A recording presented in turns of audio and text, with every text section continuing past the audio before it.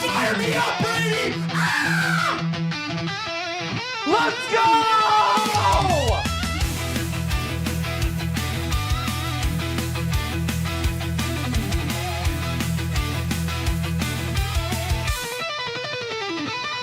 This guy's silky.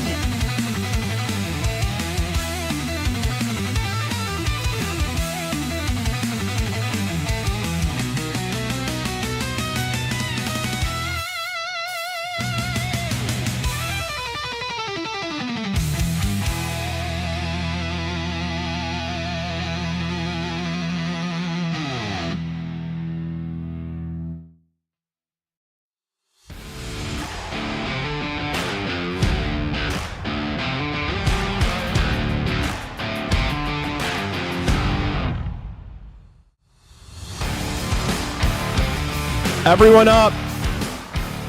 Everyone up. Chicago Hockey Radio, we're back. Monday show. So much to talk about today. I'm Lee Grossman. With me on Zoom today, Mr. Justin Lynch, a.k.a. B-Hawks Memes. Tassos, Kirkos, and Raven Gasser, both here in the cut in the studio with us. Oh, man, there's a lot going on. But before we get into any of it, make sure you subscribe to Chicago Hockey Radio's YouTube channel if you haven't yet. Make sure you follow Chicago Hockey Radio on Instagram, Twitter, TikTok if you haven't yet. And if you listen to us on Apple Podcasts and Spotify, be sure to rate the show 5 stars, as Justin is showing you there. That many stars. However many fingers Justin's holding up, that many stars. Maybe a little review. If you like us, if you appreciate us. We've been putting in a lot of work over here. And it's been awesome. All right. Well, first of all, I hope everyone's enjoying this weather on this lovely Monday. It's summertime. I'm calling it. I'm calling it now. It's officially summertime. I love it. It makes me feel so much happier when I walk out of my apartment and I can just wear a t-shirt and shorts. Makes me feel good. Makes me smile. Makes me happy. Does it make you smile, Justin? Isn't there a season that happens before summer? I think it's springtime, right? No, summer's on the horizon. Really? Is that right? Yep. Well, I think this is for real now, right? Because in the Midwest, right, you get these kind of fake springs or fake summers, and then it's right back into the dreadful weather, right? But it looks like it's for real now. We have hopefully nice weather to stick with us here, right? Yeah, let's hope. Yeah. Okay, let's not waste any time. I think I know what everybody wants us to talk about right now. A lot of stuff happened this week. I mean, dude, it's going to be hard for me to remember like what was said on Friday. All the stuff that has gone on since the Friday show has been crazy. I mean, we've had 3 days of playoff hockey.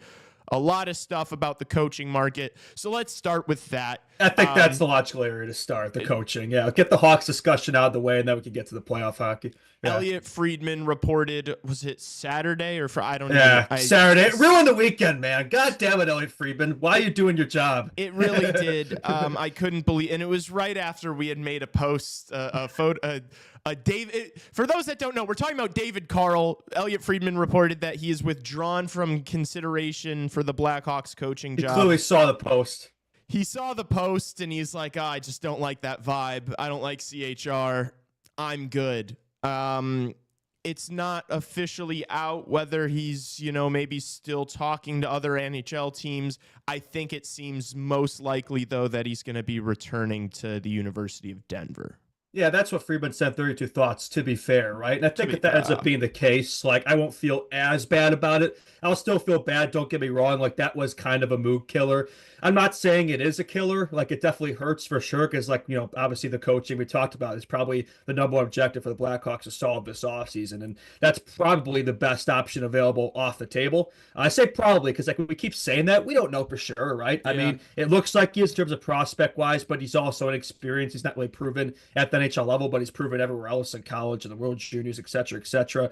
Seemed like, a viable option in terms of development for a young Blackhawks team. And unfortunately, that won't be the case. He will probably be sticking around at Denver. We'll find out about that. Hopefully that'll be the case, because if he winds up, getting another gig with another NHL team, and that would be a huge swing and a miss. But Looks like that's probably not going to be the case. I think we suspected it, right? Just super comfortable with the situation in Denver. Has a good gig going there. I mean, in all honesty, can't really blame the guy. But at the same time, it is disappointing. I mean, you have the opportunity of a lifetime at your hands right here, to coach your original six team that's on the rise, right? Clear path forward, could be a Stanley Cup contender down the road. And you've won everything there is to win at college and kind of accomplished everything there is to do at that level. Like, if it were me in that position, it'd be kind of the logical next step to move on, right? But I guess he likes what he has going there, and I can't really blame him. So, but it is a shame for the Blackhawks' perspective, because that was a guy we've been talking about on the show for months about how much, how good he would be for this team, and it's not going to happen, unfortunately. And I think I gave myself a lot of false hope too after that Friday show, because what Ben Pope said, he already had the article written and all that. I was like, oh damn, but it is what it is. Yeah, I'm pretty heartbroken. On my mind, I had been set on David Carle being the next Blackhawks coach for months now. I really did think he was the best candidate. I thought it was a perfect fit. I really do, and I still believe that his success in the NHL is inevitable.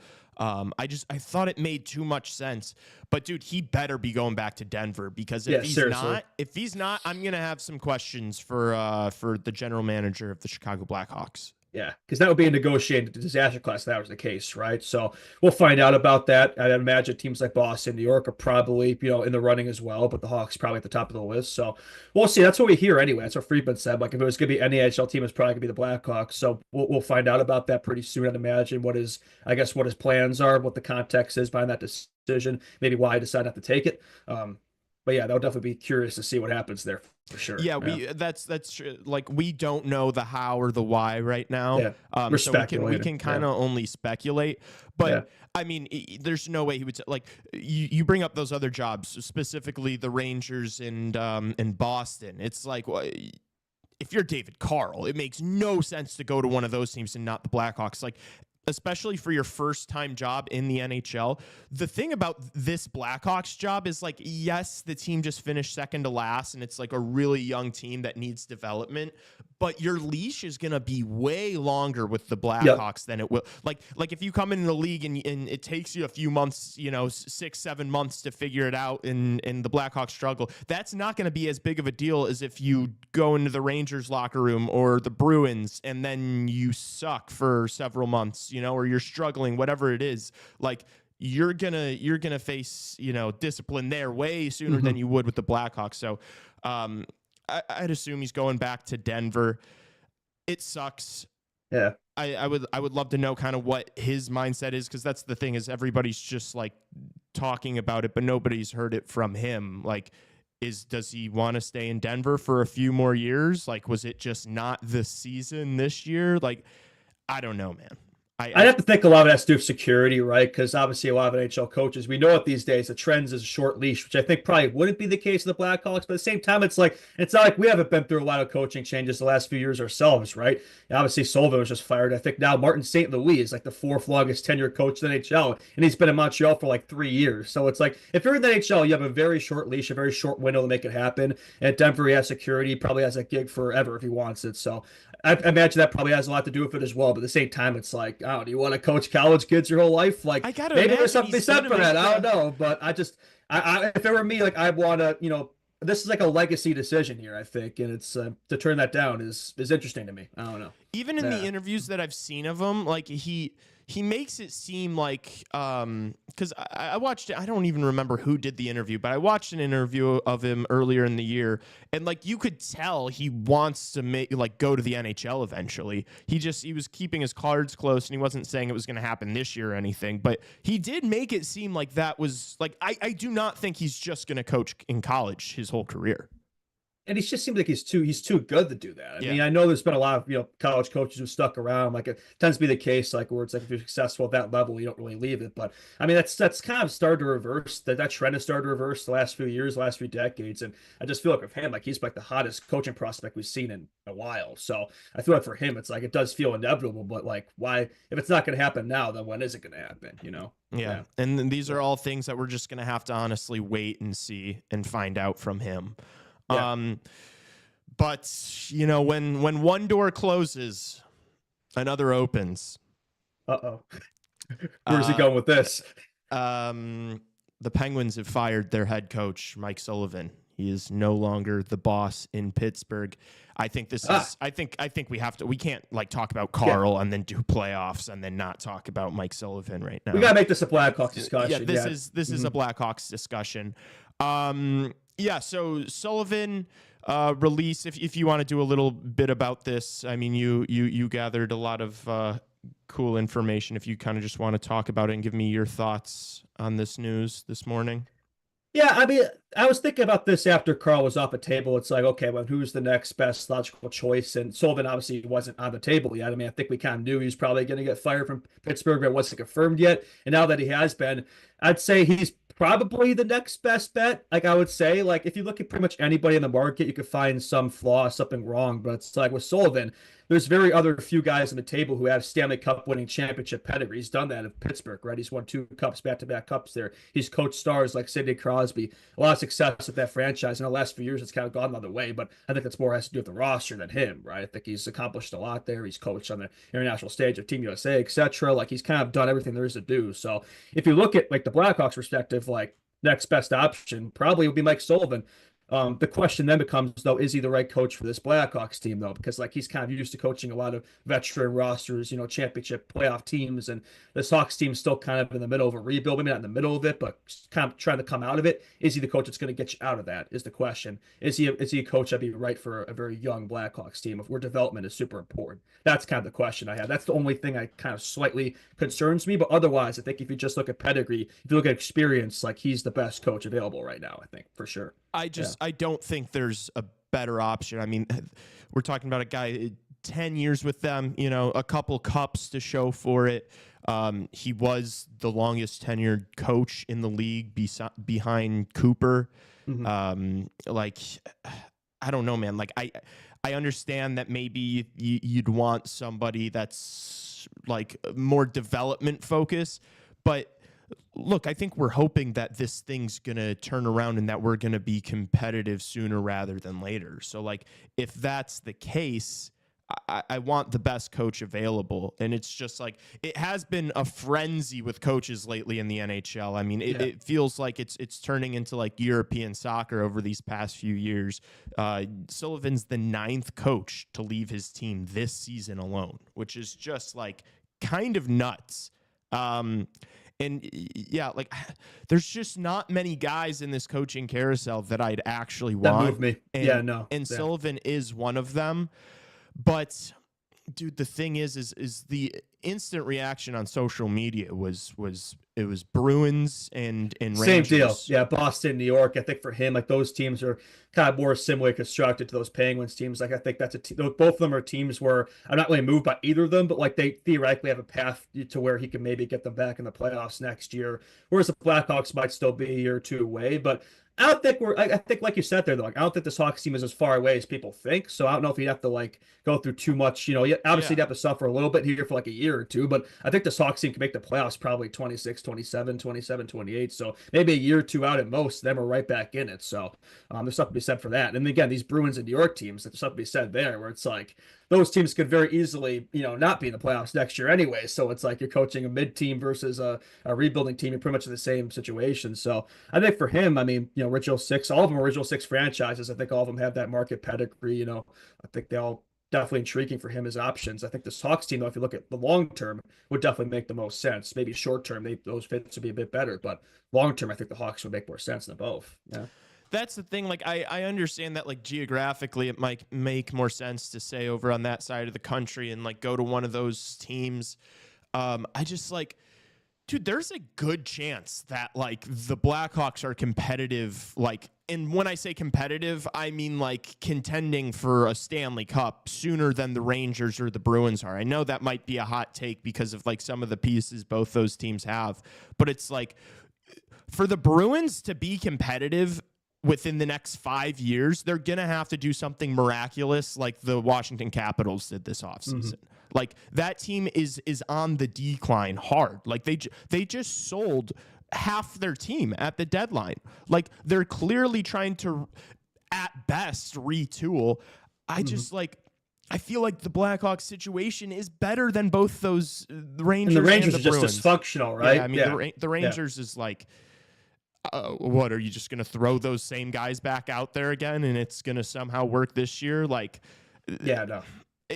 The more, and also talking to Johnny Laz last week, it's like it really does put into perspective that Eastern Conference final run that the Rangers had 2 years ago, or no, it was last year. That was kind of fluky. Like looking back on it, that was the Linsanity run. It kind of was, and so it's like, we're talking about a team that if you're gonna get to the playoffs and then do anything in the playoffs, their power play has to operate at like a 40% clip because they're just. The roster's not good enough. Like that core of, Panarin, Kreider, Tocchet, you're not going to win a Stanley Cup with that group. Mm-hmm. And the Hawks definitely have a path there where it's like when they do reach that point where they're contending, they have a long-term sustainable outlook where they should be staying in contention, like those Penguins teams did with him for a long time. He's coached guys like Sidney Crosby, right? I mean, Sidney Crosby, but that's the guy that Bedsy looks up to a lot. Maybe he wants to be like him. Maybe he can help him achieve that goal, right? He's coached a lot. The Evgeny Malkins of the world, the Latangs. Like he's coached all these damn good players over there, damn good teams at Pittsburgh. That's I think the team is. We were Blackhawks fans in the 2010s. We looked over there and like that was always kind of our biggest I guess closest team in terms of success in the 2010s. We never got to play him in the finals, unfortunately, but. It's a guy who's won a lot, and the Hawks have lacked a coach of experience probably since Joel Quenneville. We've gone through like 5 rookie coaches, right? We've gone through the Colletons and the Derek Kings and the Luke Richardsons and the Anders Sorensens. Like we haven't really had a coach like Sullivan in a long time. So maybe that's what we're missing, right? I mean, maybe right now there's some question marks to that, whether it be a good fit. But I think in the long term, if you stuck it out for a bit, it could definitely be the case, right? Yeah. Look, I really do believe that it's a better situation because you're really kind of just starting here with the Blackhawks. Where like over there, you're trying to salvage what is like a not very good situation. But I am aware that it's probably more likely that he goes to one of those 2 clubs. But I still think that Kyle Davidson and the Blackhawks should be doing everything in their power to try to get him here. You would think. You think that he'd be on the list there in terms of. We knew David Carle's at the top of the list. We don't really know what second on down looks like. We haven't really gotten any other names, but you'd have to think with Sullivan being on the table now that Davidson should be calling that guy today for an interview and to get that scheduled, right? You would think, and yeah, that's the thing. It's like if it's not Sullivan, then like then where do we go? Because like I look at this coaching market, it's dry as hell, man. Like nothing really pops the eye. It's the same coach. It's the same like. Club that's been in and out the last few years, like the Gerard Gallants and the Lavaliettes and the guys like that, the Boudreaux and the Tocchet's. Like it's all the same guys where it's like I don't know if any of these guys are longer than like pit stop coaches for like a couple of years and then out the door when we're not really there yet. Like we've been doing that the last few years, right? It's like I don't think you can afford to do that again for your Davidson, right? I feel like the next coaching hire you make has got to be somebody you feel pretty confident, can be the guy, not just a guy for the long term here. I don't think you can afford to swing and miss on that again if you're Kyle. So there's something to be said for that too. It's like if you're not able to get that coach now this offseason, is there an argument to just sticking it out with Mr. Clipman himself, Anders Sorensen, for I don't know a year and see what opens up next offseason or whatever? If you're going to go through another year of pain, I hate to bring that notion out there. And me a week ago would have thought I was crazy for even considering the notion, but it's like. If Sullivan's off a table, if he ends up going to Boston, New York, Carle is off the table and, there's not really another David Carle in the market like that. And, again, it's the same old boys club of coaches where, probably aren't good fits for this Blackhawks team. It's like, do you want to just make another hire just to say you bring in somebody new and it's not really going to make a difference? You know what I mean? Like, I think you can't afford to get this one wrong. You got to be somebody who's a long-term fit, who really helps steer the ship around. I don't think you can afford to swing and miss again, like I said. Yeah. Yeah, another guy that could potentially be available in the next couple months is Rick Tocchet from the Vancouver Canucks. And honestly, that's a guy you might have some pushback, but like if it's not Sullivan and it's not Carle, that could be a guy that I'd be interested in for the Chicago Blackhawks. I know maybe he's comes off as like a bit of a hardo. I just think he's an awesome coach and like better than the other guys that are available. So yeah. I think if it's not Sullivan, it's not Tocchet, then we might be looking at another year of Anders Sorensen.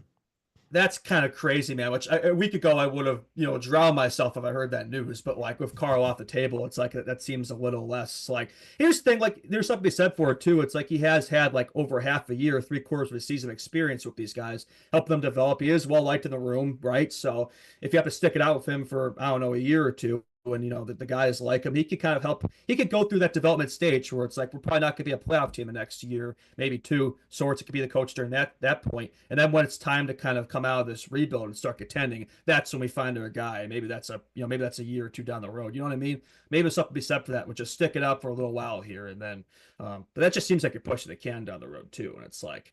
I mean, Sorensen, having that interim tag removed and being the full-time coach moving forward, like, what does that look like? Maybe he has an offseason to work with, and maybe he looks better, right? Because he did have to kind of come in on the fly with that Blackhawks team, right? Maybe having a whole summer to work with and just having that time with them, like maybe it turns out better. But and also just from our standpoint, I'm going to do another season of Sorensen clips. Might drive us up a wall, but maybe chat would like that. I don't know. But it's either way, there's not really a perfect solution here, I think is what we're saying. Like the perfect solution, the so-called perfect solution is off the table. So whichever move you make, like there's going to be some pushback. It's just whichever move, I guess is, the best available has the least pushback. Maybe another guy you look at would be like a Jay Woodcroft or somebody like that. I'm just throwing that out there. Tocchet's a good coach, like you said, but I didn't really love that situation in Vancouver this year. I mean, I'm not saying it's his fault, but I don't think there was a lot of fault. drama. There's a lot of drama in the room with that club, and it's like, I don't know. Again, I don't think it's his fault, but still, he was the coach of that team. And he's another one of those guys where it seems like the system works great for a year and then it wears off like the Lavaliettes and the Gallants, right? Like I want somebody who's, not going to be in and out, in a couple of years. And I don't know. Yeah. Yeah. Somebody in chat said that we're talking crazy. Look, dude. What do you mean we're talking crazy? About what? I mean, obviously, Justin, we just said that it might be Anders Sorensen for another year. I think that's what he's talking about when he's saying that we're talking crazy. And to be fair, I understand it a little bit. But, dude, we talked about this on the live stream the other day. I don't want to just hire a coach for the sake of hiring a coach. Okay, do you want to go out and get fucking Torts? You want to get Torts? Go ahead and get Torts because you want an NHL coach so bad. Like, there's no point of swinging and missing on these guys who haven't really been successful as of late. And then you're doing the same screwing thing. Up development. You're screwing up these young kids. It's basically still a temporary solution then. Like even if you hire a guy as the full-time coach and then, things don't go his way in the first year or two and then he gets fired again, we're having the same conversation. So it's like I'd literally rather keep the guy around that you've had around as your temporary option a little longer, and then if something really good opens up, then you have the ability to just be like, all right, you've done your job, you can part ways. You don't, that's really easy to just cut ties and then, bring in whoever else is available down the road. Mm-hmm. Like I'd rather do that than just being like, oh, we need a coach really bad, so let's bring in option C. That's like, it doesn't work for me. I don't want to do that.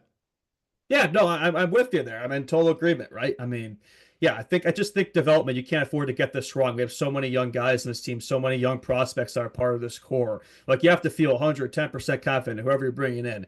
And if you're not, then, we can't afford to set these guys past the wrong way, right? I mean, Sorensen, say what you will about him. Is he a head coach? No, but he is a good development guy. And like, again, we're probably not going to be in the playoffs next year. Like maybe just stick it out for a year and see if something better opens up. Because right now, besides like Sullivan, there's really not a ton of good options. And like, there's not a guarantee that he's going to be on the table for the Blackhawks, right? There's going to be a lot of other teams in them, like David Carle. So, if you're not able to make that work, then maybe the backup plan isn't the worst option there, Yeah. It's tough. Like there's no good options here. Like there's no like whatever path you go for the Hawks. Like it's not. That's what sucks. Seeing that David Carle news, it's like damn. Like that just makes this off season so much more complicated because it felt like that was going to happen. Like maybe we were being delusional, but it really felt like all signs, all paths were pointing towards that. And like that's probably the biggest objective for this Blackhawks team to get right, to figure out. And now it's like, well, that's just one more mystery on the table there. It's not just filling up this roster, getting another draft right, the offseason, right, getting the free agents and the trades. Like we won't just have to worry about building the roster next year. Now it's like we got to make sure the man at the helm is the right fit. It's like you can't afford to get that wrong. Like, because it doesn't really matter what you do roster-wise. If you don't have the right head coach, you're screwed. We've seen that with this Blackhawks team the last few years, right? So I just don't think it's something you could just, hire somebody willy-nilly. You got to be sure of it, Yeah. Oh. Yeah.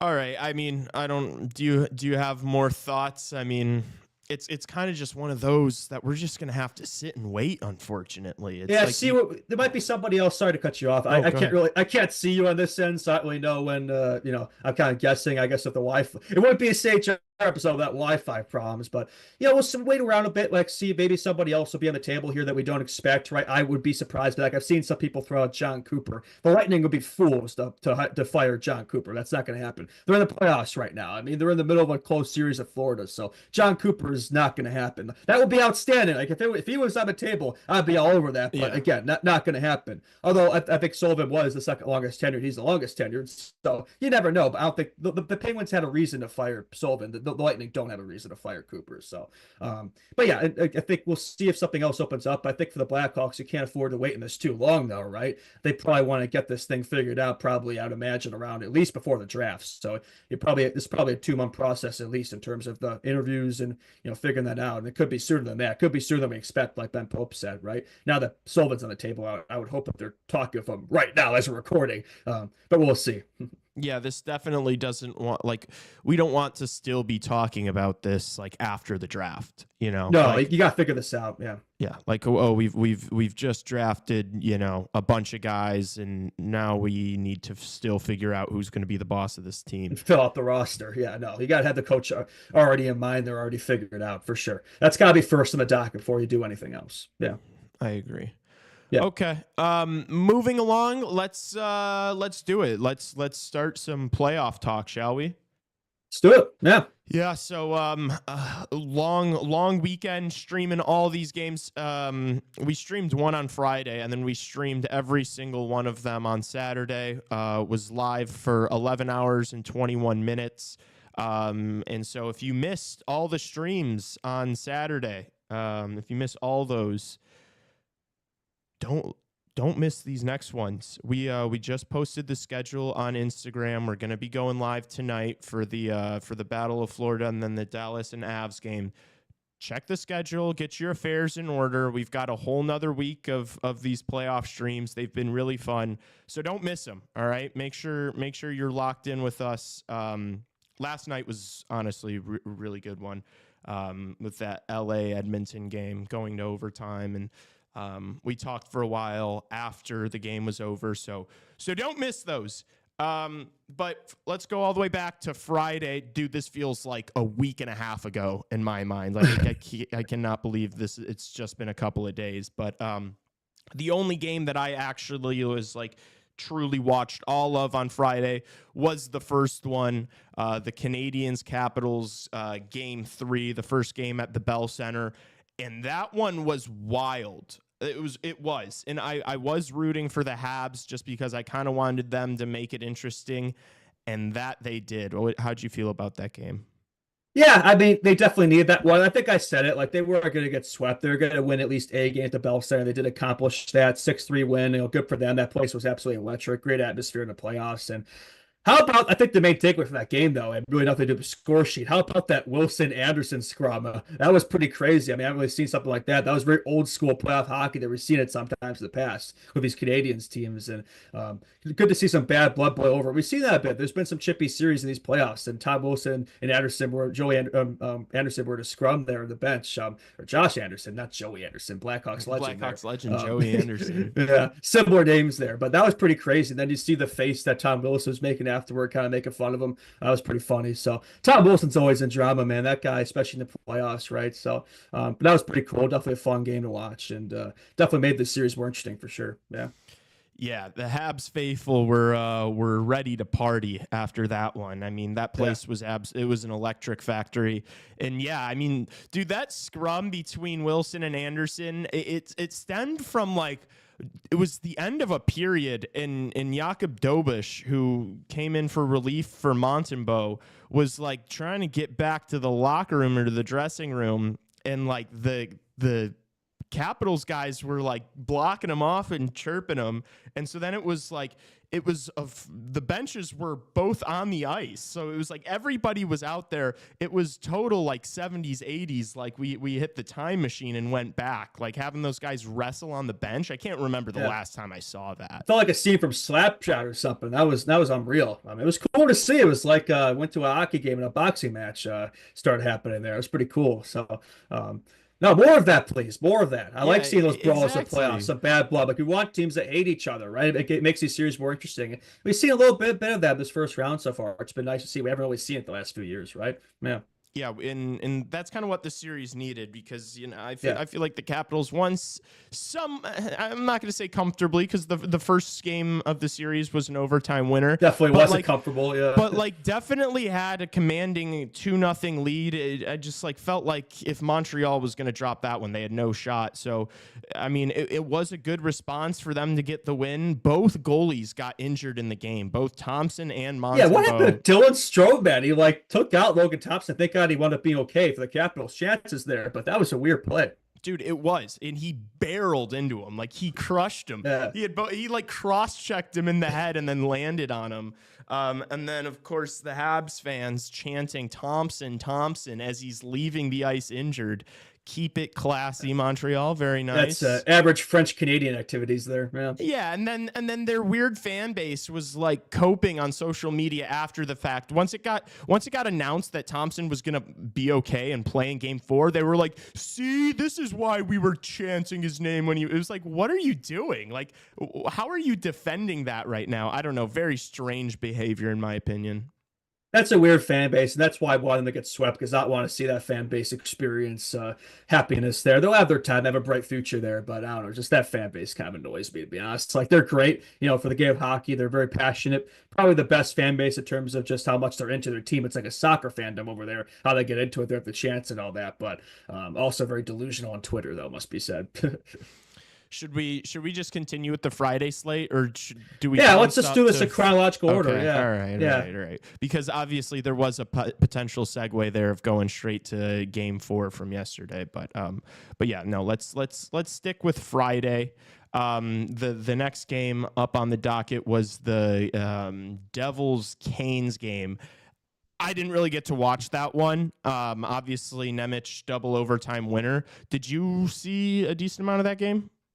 I was mostly into the Habs game and the Oilers game, right? Those are the two that definitely were interested in me. That series in general, I think we've talked about, is probably the series we've been least interested in. But no, for the Devils, good for them. They made it a series, right? I think I had that one being a sweep, and they avoided that. So good for Nemec too. That's a guy obviously who's kind of taking some time to get adjusted to the NHL level and really establish himself in that blue line there in New Jersey. So for him to have a big moment like that, definitely the biggest goal he scored in his career so far, is pretty cool, and double overtime for the Devils. So no, it's definitely just good to see. Like, we want all these series to be interesting, right? We don't want to. There's always going to be that first round series is maybe people bat an eye at, but I will say I think the Devils have played better than expected. All the games have been close, right? They've kept it interesting, so that's been nice to see.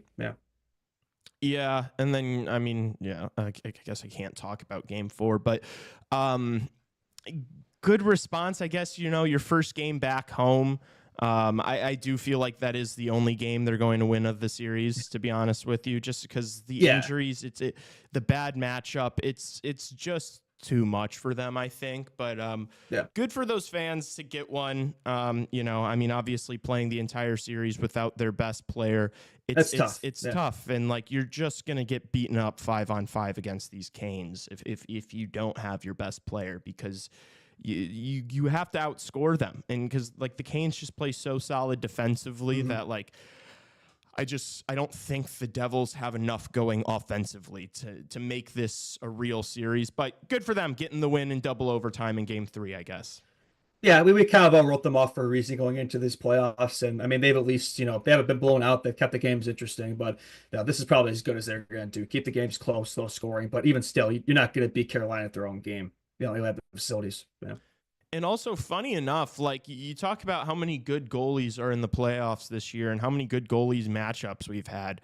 The Freddy Anderson, Jacob Markstrom goalie duo that's been the best goalie performance, I feel like, so far of the playoffs between those two guys.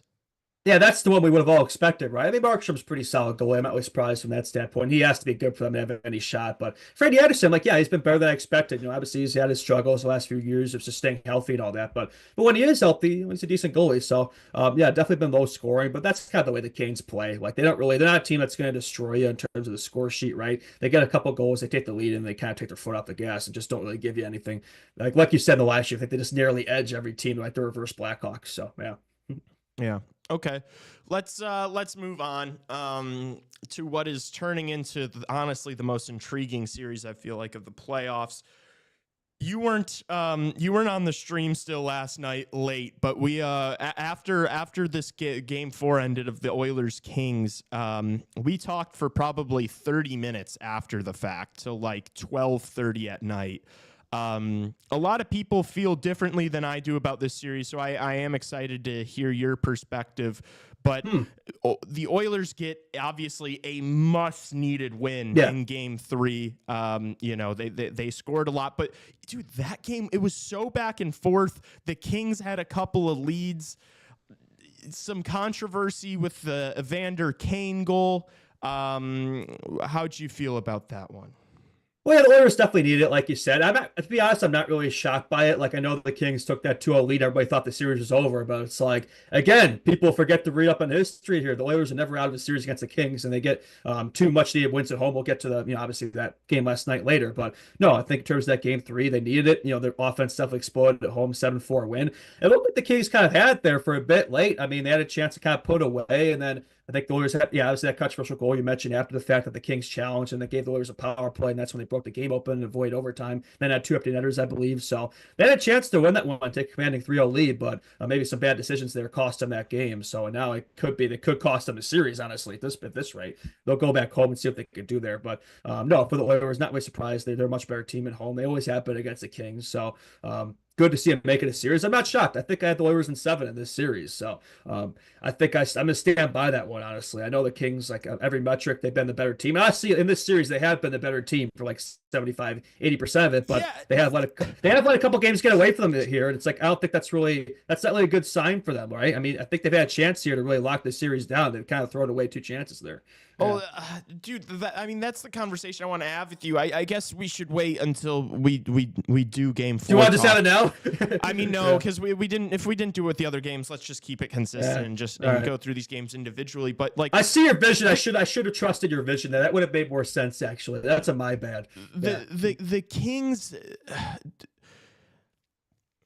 They were winning with like 6 minutes left in the game. Like it just feels like these 2 Edmonton wins, and then I even think back to Game 1. It's like the most miraculous shit has to happen for Edmonton to win a game in this series. It feels like I've done it twice though. I know, and so I'll stop there and we'll wait to get back. So you're not sold. You're not sold.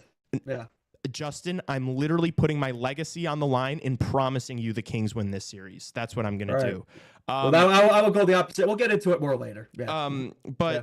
Yeah, I mean, I guess it's kind of just like a tee up for Game 4. But this one I didn't watch. I just watched the highlights a couple of times, and I actually just watched the highlights of Game 3 before we just went live, just because I wanted a refresher. But like, it confirmed everything I thought. Like, the Kings were winning a lot throughout that game and probably should have been able to put it away, and they weren't able to. And I mean, Evan Bouchard, as much as we slandered him in Game 1 and 2, I mean, this has been the only guy scoring for the Oilers as of late. It's him. It's got to be Evan Bouchard, man. His bomb, the Bouch bomb. Nothing's really changed there. Like, he does have a bomb. He has a good slap shot. Like, he's shown that, right? Okay, he still can't play defense. Like, my mood hasn't really changed there, and he plays up at David Draisaitl. So there you go. But he has shown out. He's had some clutch goals. Give him credit for that. And look, you look at his production in terms of defensemen in the playoffs, like his points per game wise, like it's up there, man. Not just amongst current defensemen, but all time. Like, he definitely does have some clutch factor to him, so I will give him credit for that.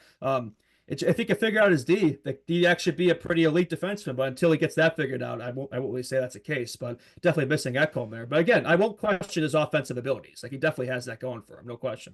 Yeah, but I mean, big game for McDavid again. 3 points, 2 points for Draisaitl. I mean, shocker. Those guys are going to have to both put up, literally, for them to win a game in this series. I mean, all playoffs long, but I don't think they're, obviously, as I just mentioned, I don't think they're going to be getting past this series. I mean, to win a game, Draisaitl and McDavid both have to have multi-point games for them to have a shot. And they've been doing it, and they have done it. They have done it. That is fair. Yep. No, that is fair. We'll wait. We'll wait. Let's move along to the Saturday slate. This was the 11-hour, 21-minute stream that Tassos. Yeah, by the way, shout out to you guys. That was a fantastic job. I made like a little bit of a cameo there during the Wild Vegas game, but otherwise it was all you. I mean, nearly half a day stream there, 12 hours. A lot of streaming playoff games this weekend. So that was, you're a busy man there. So a job well done for sure. Yeah, me and Tassos were in that room for basically half a day, quite literally. So it was fun, though. It wasn't like the worst thing in the world. I know I've been complaining about it, but that's just what I do. I like to complain. It was a lot of fun. It was an amazing slate of games, like truly amazing, and it ended well. It made me happy. We'll get into that in a bit. But yeah, I mean, guys, when we go live, these have been so fun. Like last night was so fun too. Also, Justin, when you joined for that one game, you joined for the Knights Wild game, right? That's right. Yeah. I mean, it was so much easier having you. Well, there. I could do more of that. Yeah, I could do more if you need me. But I enjoyed that. That was fun. It was nice to. I'm sure for you too. Appreciate. I mean, to do 12 hours like talking like that nonstop, like that's not an easy thing to do. So if I can, help, loosen the weight in your shoulders a little bit, I'm happy to do that. But that was a fun game too. We'll get to that one. But yeah. Yeah, we're definitely going to need you to be popping in this week because we've got another full week of streams. So as I mentioned, do not miss those guys. Okay, let's start with the Battle of Florida, the first game on the docket, the noon start. Well, I guess it was 1 over in East Coast time, but the Lightning respond in a big way. No Brandon Hagel, no problem. The Panthers get Ekblad back. What's his name? Jesus Christ. I cannot think of the captain. Sasha Parkov. Jesus, dude, my brain is so fried. I could not think of my second favorite player in the NHL outside of the Chicago Blackhawks. Sasha Parkov was okay. He played the entire game. But the Lightning, I mean, they got it done. I thought the Panthers started really well. I mean, obviously there was the only goal for the Panthers came like in the first 3 minutes from Matthew Kachchuck. But other than that, like I thought the first period went really well for them. I thought they looked really good, but it just kind of got away from them. The Tampa Bay Lightning, I mean, credit to them. They kept their foot on the gas regardless of being down one of their best players, and they got it done, man. Yeah, it was like Uno reverse card there where Florida got the better start, but then Tampa kind of took the game away from them. It was kind of this situation in Tampa, right, where I think they got the hot starts in both those games, but then when Florida got the board, it was kind of their game to lose. So that's kind of what happened there. But this Tampa team was too good. They weren't gonna, like I said, like they weren't gonna roll over and die here. They're gonna make it a series that they have. So credit to them. Brandon Hagel, I guess he was a problem confirmed. I mean, he's out of the lineup, and all of a sudden they're winning 5-1. I'm just kidding there. That's a bait for all the Hagel glazers in the chat there, because Hawks fans love Brandon Hagel, deservedly enough. But and yeah, obviously at the end of the game there, we got that Kachchuck response hit there, which people seem to think should have been a suspension, which I think was absolutely nuts. I mean, it wasn't even close to the same hit as the Hagel hit on Barkov, and people were calling for Kachuk's suspension. Obviously, the NHL didn't give it, and I think it was the right decision there. But a lot of people are complaining about it, especially Tampa fans, which didn't really make sense to me. But yeah, no, I think for Tampa, give them credit, right? Got a much needed win. I mean, again, they're a team that can pull those games off. So nothing's really changed in terms of my outlook of the series. They could still afford us to lose, but I think it's going to be made a lot closer moving forward here. I think that's good to see. Battle of Florida never disappoints. Yeah, and big game from Gensel and Kucherov, and that's what the Lightning needed. They needed their top dogs to come up big. Both those guys with 3-point evenings, or I guess early afternoons, not evenings. But yeah, the biggest storyline from that one, obviously the Kachuk late hit on Gensel, as the Lightning were looking to score that empty net there at the end of the game. We got to talk about this for a couple minutes. Obviously, I mean, I feel like I've talked about this so much over the past 48 hours on the live streams, because that's all really anyone's wanted to talk about. But dude, the reaction on social media was so shocking. I remember right after it happened, I said on the live stream, I was like, no suspension for Kachuk there, right? And Tassos literally acted like I was crazy. He was like, no, what are you like? Obviously not. That was the knee-jerk reaction, was just like, no, that's not a suspension. Never underestimate hockey Twitter and hockey social media, man. They will make something out of nothing. Dude, the cope, and I guess like I understand it a little bit because the sentence that the NHL put out regarding the Hagel suspension, like, I do understand how you read that and you're like, oh, you could apply that same criteria to the Kachchuck. It was badly worded. It was poorly worded. But I think the thing that I kept saying was that these Lightning fans, these Bruins fans, whoever, all the Panthers haters out there, they wanted tit for tat. They wanted, Hagel gets suspended, so Kachchuck should get suspended. But it was the same play. But it wasn't the same play. It wasn't the same hit. If it weren't for that Hagel suspension, if it weren't for that Hagel hit, literally nobody on the planet would be saying Matthew Kachchuck should get suspended for that. Like, it's the playoffs. You're not going to get suspended for a late hit like that. There was no contact to the head. He didn't leave his feet. Open ice versus boards, too. Open ice versus boards. Gensel touched the puck. Barkov did not.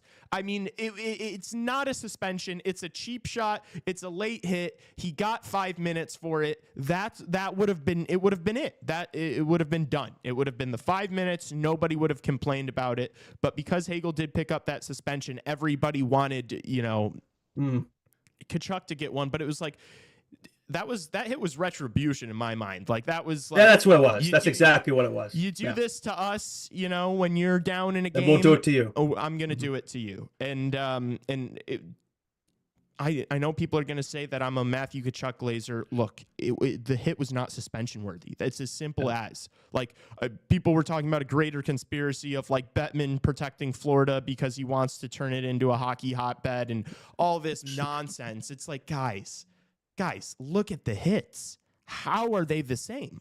Literally, you get those hits all the time in the playoffs, man, especially late in games where your team is down, like you need something there. Like, I don't think that was a hit to injure the guy either. It was a shake-up, right? It was a wake-up call, right? Like, don't fuck with our guys, right? That's what's going to happen, right? Fuck around and find out, right? So I'm just looking forward to what's going to happen from here on out, because Hagel's obviously going to be returning for Game 5 there, right? Or Game 4. Man. I still can't do math on this show. Well, no, I'll figure it out eventually. It's because the series started a week after all the other series. That's why, which is so weird, but I can't wait, man. I guarantee you we're going to see something of those two, right? They have a lot of history, right? We've seen in the Four Nations of those guys, right? With the group chat stuff and the fight that they had. Like, I think that's going to be pretty fun to watch. I'd like to see those two drop the gloves. I think that'd be pretty nice. I could see it happening. I could see them dropping the gloves in this one, honestly. And maybe I'm wrong. Maybe it won't happen, and like they're just going to stick to their game. I think it would just settle it a little bit, right? But dude, I mean, guys, do not miss it. As we said, it's the first game on tonight. We're streaming it. Don't miss this one, because it's going to be crazy with Hagel back. I think that's why I was expecting the Panthers to be like really aggressive early on, like really physical, not dirty, but take like advantage of it, doing their Florida Panthers routine BS. I thought they were going to be doing that like all throughout the game in Game 3, and they really didn't. And I did think that no Hagel was a big reason for that. Like, I think with him back out on the ice, they're going to feel some type of way about that hit again. And then obviously the Lightning are not going to be appreciative of that Kachchuck hit, and also the NHL not taking any action on Kachchuck. I would imagine these means they're going to self-police, right? They're going to be looking for him, right? I think that's where you teed up there. Honestly, I think that's the way it should be, right? I mean, sometimes that could go badly the other way. We've seen it, but most of the time, like, these guys are pros. Like, they're going to do hard but clean, right? I think let them figure out themselves. Like, let them stay out of this one. Let the players figure it out. That's what makes playoff hockey special. That's what makes hockey different from other sports. So I kind of like that. Just let them figure out their own. Yeah. I'm so excited for it. I think it's going to be fireworks. Yeah, I mean, the fact that I really was starting to write Tampa's obituary a little bit because I just thought it was a missed opportunity. Yeah, it really was for the Florida Panthers, and so but they let them back in the series. This is a series now. Yeah, it really is, and it was like I thought, Ekblad returning, Barkov being fine, no Hagel. I was like, I would home ice, home ice, first game at home. I would assume the Florida Panthers are going to win this one, and they didn't take care of business. But look, I mean, the Florida Panthers have done this before, where they've failed to close out a series maybe earlier than they should have. And then they are still able to find a way. We saw it last year in the Stanley Cup final. So I'm not worried about my Panthers pick. I still think they win this series, but game 4, boy, oh boy, is it going to be an interesting one. It's a part one. Like, I think in a way it gets another must win for Tampa, right? They take 2, you take 2. It takes 2 to the tango there, right? Because I think if you go down 3-1, you're not going to come back against this team. So must win for them once again, for the Panthers, right? Opportunity there to, it's an opportunity that you take advantage of. Don't lose it twice. Yeah. Yeah. Okay. Don't miss the stream tonight. 6 o'clock. Be there. Be ready. Battle of Florida, game 4. It's going to be exciting. That's the game of the night, right? Well, actually, I have Stars. I actually have something to say about that. They're both really good games. Yeah. The two best series. The two best series. 100%. Yeah. Yeah. And we don't do it going in. That's been the case. Yeah. And that's all it is tonight, is just the 2 best series, and that's it. So pull up to the stream. Okay. Moving up the card. Oh my gosh. Up the card. Jeez. It's a UFC comment. Up the docket. That's the game that we covered together. Yeah. Yes, the Golden Knights versus the Minnesota Wild. The Golden Knights tie up the series in Minnesota in overtime. Damn it. You were bummed about it. Yeah. I was happy because I do have the Golden Knights winning in 7, and I've got quite a decent amount of US dollars on them. So I was okay with the Vegas Golden Knights overtime winner. Yeah, I have the Vegas in my bracket, but I don't have any money on this series, and I prefer the Wild as a team, so I was upset about it. But yeah, this series has been so damn even, man. Every game's been so evenly played. I thought Minnesota had an opportunity to come away with this one at home and make it 3-1 and really make it tough for Vegas, but they get a much needed win. They take advantage of that overtime there and tie the series up, going back to Vegas. Definitely a very important game for them, and this has been a hell of a series, man. You could argue, I'd say after those 2 series you brought up, you could argue this has been the 3rd best series. It's been a lot of fun. Every game's been cinematic, and everybody wrote this Wild team off, and they've been right in every game, right? They've been taking it to Vegas. That's been nice to see. So, been a fun team to watch. Hopefully they can pull this one out here. Yeah. Yeah, and it was another game that the Wild could have won. I felt like they were going to win it, and they kind of let it get away. Yeah. And so, dude, I just feel like these teams are so evenly matched. I know we've done, you and I have talked extensively about this series, but we were right. These teams are way more evenly matched than people let on, and we're seeing it. The guys for the Wild have been so impressive to me.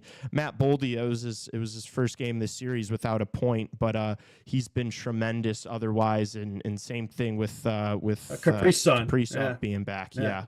I'm glad he got the point because I had a bet with him getting a point, and he. You actually won that bet, didn't you? You thought you lost it. Yeah. I thought I lost it because they didn't give him credit for that assist. Do you remember that one that we were talking about? Yeah, then he got the secondary assist, and you have Vegas winning, and it wound up working pretty well for you there. So, have you been mostly winning these bets so far in the playoffs? How you doing right now? I'm no, because of the Oilers Kings series. Just on the individual games, I was doing bad. I did okay yesterday. I broke even. Yeah. I'm just kind of on these streams. If you guys come pull up to these streams, we'll just be sitting there. A game will go to overtime, and I'll be like, "All right, chat, who am I putting money on to win this overtime?" I put. You're money, chat make your picks. I put money on Jake Wallman to be the overtime hero last night. So that's kind of what I'm doing with these games. So I'm not You're worried. Just throwing money away. Yeah. But hey, I'm still winning. I'm still winning some. I won that one, and then I won a couple yesterday. I had Pickard's over save, so. We're okay. We're doing okay. Thought you're going to see the gritty last night. But what do you think happens with Game 5 here? I hate to say it, but I feel like that was their chance for Minnesota. Now that Vegas has tied the series, and it's going back to Vegas. I have a hard time seeing them throw it away. They have more experience versus this Wild team. They've been there, done that. It's a tough team, right? I think for the Wild, they've been up to the task. I've been impressed with them. They've done better than people thought. Everybody's apologized to them, right? But this Vegas team, I feel like, is too good to be another first round exit again for the second year running. They're probably going to come away with this one. I do think it's going to go to 7 at this rate. I could see the Wild then tying it up at Game 6, then Vegas taking Game 7. Not to get ahead of myself here, but it's been a tight series. I think it's going to stay that way. But fortunately, half my brain says give edge to Vegas, but we'll see. I agree. I see the series going the exact same way. I still see Vegas in 7. I think Vegas wins Game 5 at home, and then Minnesota wins Game 6 at home, and then Vegas, I think, will probably get it done in Game 7 at home. But unfortunately. Yeah. But who knows? The Wild can put up a Game 2 performance and steal a win, and then all of a sudden they're going back to Minnesota up 3-2. So I'd love to be wrong. It must be said, Vegas hasn't really had like a decisive win in the series, where Minnesota's had two. Yeah. So we'll see about that, right? But when it comes to those close games that go to overtimes, like unfortunately, yeah, the edge probably goes to Vegas, and that's probably the way the series is going to continue the trend here. Yeah. It really does feel like it's anybody's series, and I'm so happy about it. Not just because like we predicted that, but it's like I'm glad this wasn't a 4 or 5 game series like some people thought. Yeah, everybody thought this was going to be like the Canes Hurricane series of the West, and it's been anything but that. Yeah. Yeah. Okay. Let's move along. Yeah. We might need to talk to Tassos if he's available for this one, but he's getting sweaty over there. He's getting sweaty over there. Game 4, Battle of Ontario. The Senators survive. It's not over yet, Justin. Let's go Sens, baby. So you're telling me there's a chance, Justin? Yeah, I'm going to be honest. I still can't be delusional. I still think the Leafs are going to take this. But if the Sens can take Game 5, right, and force a Game 6 going back to Ottawa, then I think we have a series, right? I think the Leafs, you could argue, they're just waiting for home ice, whatever. The Sens were going to take one in Ottawa. Like, that was bound to happen. They weren't going to get swept. You could make that argument there. Also, how about this, though?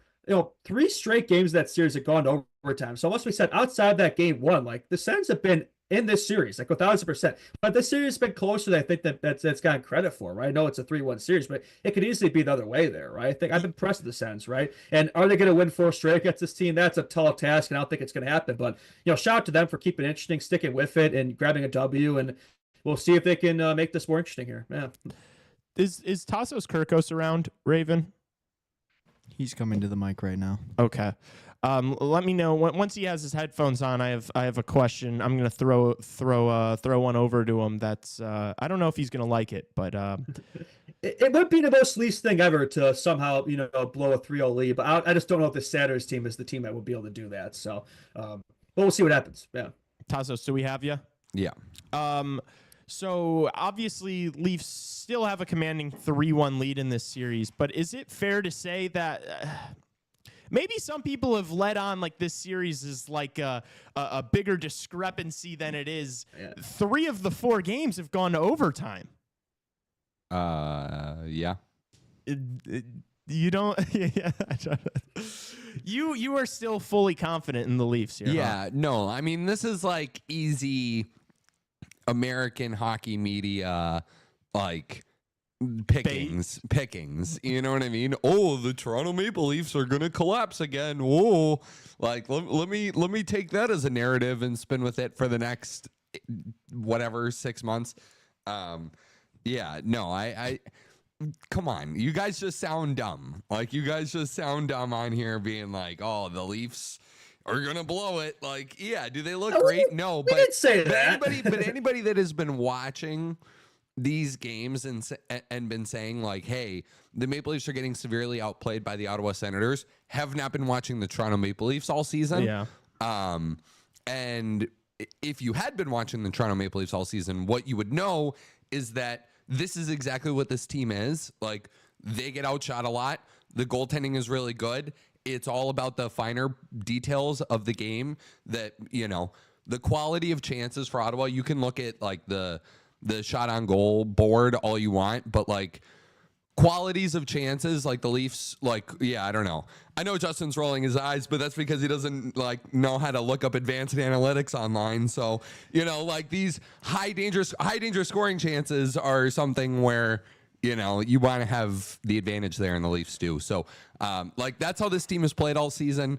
They are going to beat the Ottawa Senators, even if they lose tomorrow, even if they, whatever. Who cares? Oh, please. I think if they lose tomorrow and you go back to Ottawa for Game 6, I don't know if you guys are still going to be talking about your advanced analytics and being like, no, don't worry, we're still in control here, because that's when the doubt creeps in. But this is like under the hood number. These are like under the hood numbers that it's like, okay, you want to be looking at it, and you want to be, if you were getting outplayed like this on the, like, to the casual fan that doesn't really know how to look at like the finer details of the game, if if you were looking at that and then somebody was just saying, oh, the Leafs are getting outplayed, and then you look at the under the hood numbers and they are also bad, that's a problem. Yeah, I don't think anybody on this show is saying that the Leafs have been getting outplayed, but like 3 of the 4 games have gone to overtime. Like it could have gone, if there's a different bounce in game 2 or 3, like it could be the other way. I think that's the point that's being made, not necessarily that the Leafs look bad and that they're in trouble. Yeah, no, we have not been saying that at all. I think the last game, like it wasn't Stolar's best game. You know, there's probably a few that he'd like back. You know, even the Brady Kachchuck game tying goal in game 3 that sent it to overtime, that's probably one he wants back too. You know, I don't know. No, I don't think this is anything like, you know, like I told you what I think it is. I think this is like lazy American media, hockey media, trying to just pine for something, being like, oh, the Leafs are going to lose. Like, come up with a different take. Like, you know, come up with something original that, you know, I don't know. So, no, I am not worried about this series at all. It is the next series that, you know, you should be like worried about this series in anticipation of that series, you know? Meaning Florida. Yeah, I get that, but the reason why why it's like such a lazy and easy thing to do is because it happens. It's all they've been given on the last 9 years. Yeah, like but did you watch the first like I don't know, dude. Like they are so much better than Ottawa. It's not even close. Like it's really not. You can't like routinely walk into your friend's house and steal something from his house and then walk into his house and be like, "Hey, why are you looking at me funny like I'm going to steal again? I've done it 9 times before, but that doesn't mean I'm going to do it again." Yeah, sure. But yeah, man, I don't know what that analogy was about, but yeah, I just think this is all right. Like if you're watching the games, you'd know that they've been very good. All right, so. Toronto's going to win tomorrow, and we won't have to talk about it anymore, right? Just get the job done. I won't bring it up again. Get some fresh takes in here. All right, hey, take care of business in Game 5. Don't play with your food. Get it done in Game 5, and I won't bring it up again. Let's mix in some fresh takes here, fellas. Yeah, we'll mix in some fresh takes when they get it done. Until then, I'm gonna talk about how the Leafs are terrible in the playoffs and have no close ability. So, just get it done in Game 5. It's simple. You're back home.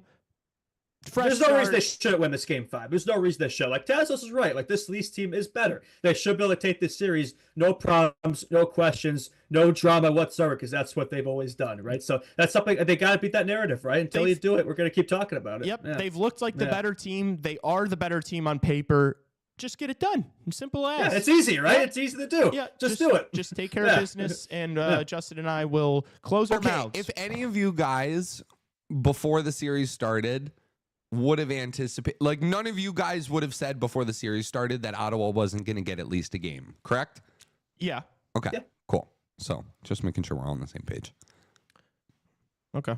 I also didn't. Well, to be fair, I figured Ottawa would like get one on the road in the first 2. Like I didn't think the Leafs were going to take a 3-0 series lead. You know, so yeah, that's why. Okay, all right. Well, sore subject. We'll move on. We'll circle back on that series in the future. Yep.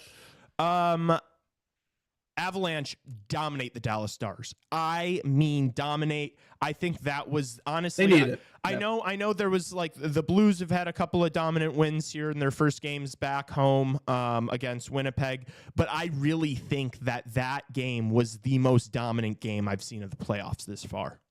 Yeah, I mean, I don't think it was really shocking, right? I'm sure they were probably pretty pissed off that locker room after Game 3. It's like, man, Landy makes his highly anticipated return after 3 years, and then you lose in overtime, right? That's a game they probably should have had, and they just didn't play a good game, right? And they like it away. That was an opportunity there to tie the series up at home, and they looked at every bit as good as they did early in the series, right? That looked like the Game 1 Avalanche there. So good to see for them. Right back in the series, tied up at 2. I'd say probably been the best series so far in this first round. I think that doesn't really surprise anybody, I don't think. And curious to see where it goes from here. That is my cup pick, and I stand by that. And I think the way they played that game, yeah, I feel pretty good about it. They'll get back in this one. I feel like it's their series to lose now. Yeah. That performance is why I picked them to go all the way to the Stanley Cup final, because I feel like when 2 teams get off a performance like that, when they're on, like in by there I mean like specifically when like McKinnon, like when that top line's clicking, they're unstoppable. They're unstoppable. And that's what we saw. I mean, dude, a lot to talk about with this one. I know that it was just 4-0, and so you might think, but I mean, Ottinger getting pulled in the second intermission after. Yeah, what was up with that, dude? Like he was the problem? What? I don't think that's what it was. I think that was a message to the Dallas locker room. It was like, hey, you guys are screwing this guy over. I'm pulling him out. I'm not subjecting our guy to this because you're not giving him any help. I mean, Dallas Stars literally did not show life for a single second in that game. They got absolutely dominated.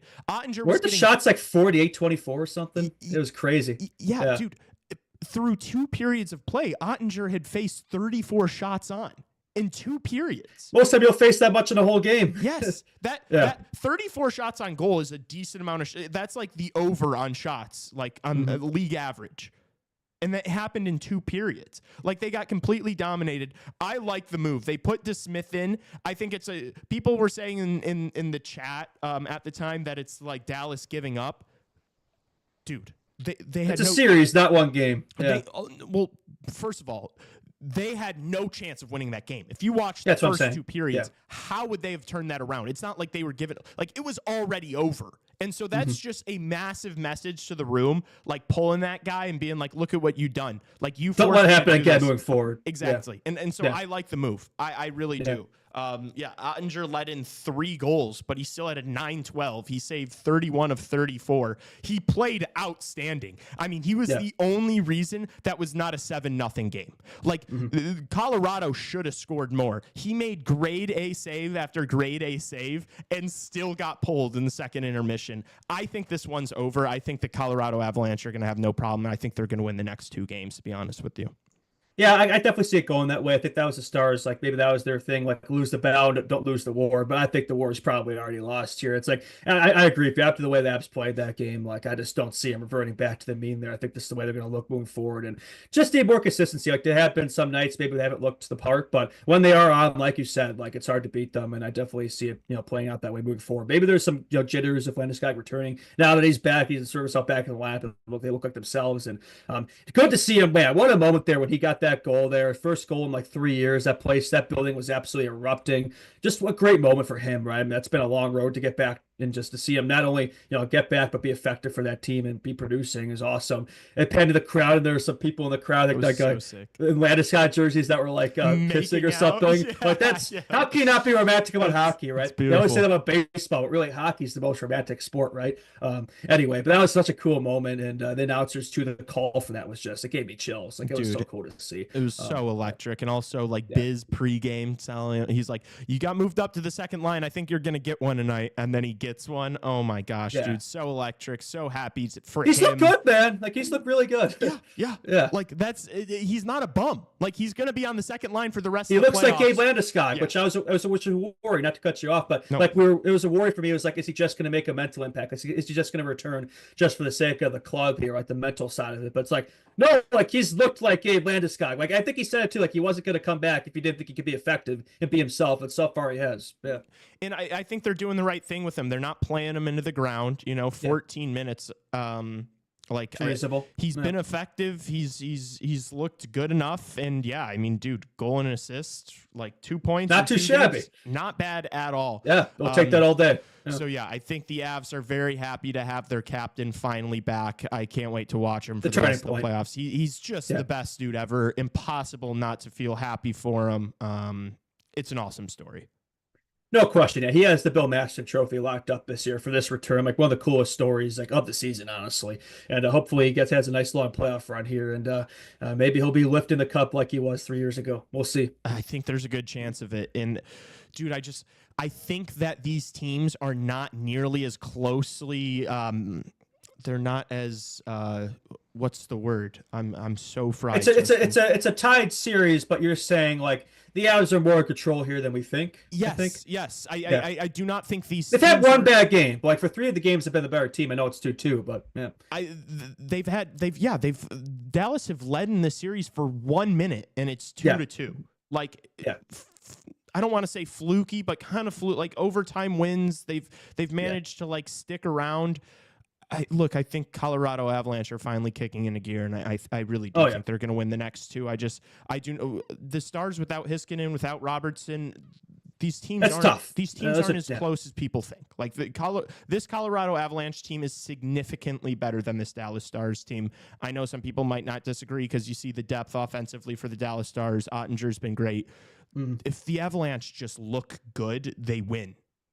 Yeah, I mean, you do gotta give Dallas credit though. It's like without those guys, it's gonna be tough. Like when they're fully healthy and you're not. I'm not saying if like Heiskanen and Robertson are back that suddenly the series shifts to Dallas, but I do think it'd be a lot closer and maybe they'd be able to take the edge. They have beaten this team before, but no, like you said though, I think it's a tied series, but I think the Habs have been the better team for the majority of it. And I don't know if I'm gonna go that far. I still think I'm gonna say this goes to 7. I think the Habs could take the win, but I think Dallas takes one of these and the series goes 7. But I think Colorado will come on top. I just think after watching that game, knowing what Colorado can do, like the only way for the Dallas Stars in my mind to win another game this series is if the Colorado Avalanche just don't perform. Like it has to be the Avs playing really bad. I really don't see how. Like, dude, that was complete and utter domination. Like that was. I know, but like the Stars are a team that's going to respond though, right? They're not just going to roll over and die. But what if the Colorado Avalanche are just now finally clicking? Like, then they'll give a hard time. But we'll see. Going back to Dallas, I think we're underselling them a little bit. I do think Colorado's a better team here, but I'd be surprised if the Stars lost 3 consecutive games to finish the series here. I think they will lose the series, but I think they're going to make it close. I just think that was a series-changing game. Like that was so bad. That could be right. That wasn't just like a pretty commanding bounce back win. That was the fucking Avalanche sitting up straight and taking care of business and dominating a team that I believe they're better than. So we'll see. They just got to be consistent, right? We got to see it every night from this point forward because we haven't always seen it with them, right? But now that Landy's back, hopefully they can see that from them. Yeah, I agree. And like especially after the Game 3 performance from the Avs, that was just like I genuinely don't revert back to that. Yeah, like especially after Game 4, like I feel like Game 3 that was just like the Avs just completely shit the bed. It was like too much too soon. Landeskog coming back, like there was too much hype, and they just played horribly. And I just don't see that happening again. Yeah. But we'll see. Who knows? Maybe they'll have another stinker in them, and this will go 7. Speaking of playing horribly, though, I think a big difference maker of this series, well, who hasn't been a big difference maker that probably should be, Mikko Rantanen has like 1 assist in 4 games in this series. He's done absolutely nothing. So if Dallas wants any shot of coming away with this, like they need him to produce something. I mean, Landeskog's outscored him in this series, so that's a bit of an issue. He hasn't really been noticeable. Like he's not really been driving the play at all. He's kind of looking like an Avs McKinnon merchant. I kept joking about it, but he's kind of been looking the part. So we'll see if he wakes up here and we can find some retribution against his former team there, but not looking like it. Yeah, I think Lee's keys for Dallas to win this series is Rantanen needs to show life, and then you need Colorado to shit the bed because Otter keeps standing on his head. Like let's say Otter can't win you games. Like that's what and maybe Heiskanen makes a miraculous comeback. No, it's not going to happen, but that would be nice for them. They're definitely missing him a ton. Yeah, I agree. And that was the last game on Saturday. That was it was late. That was the final one of the 11 long hours. slate for you. Jeez. Yep. And then Sunday morning. Let's get into this one. Playoff Buck. He's in trouble, man. Or you know what? Should we go to a quick break? Yeah, let's go to a quick break, and then we'll finish the Sunday slate, and then we'll tee up the games tonight and Mount Rushmore Tuesday too, games. right? And I do want to have, and we got a Mount Rushmore, and I do want to talk extensively about the Kings Oilers series. So all that and more coming up on the break. Keep it here.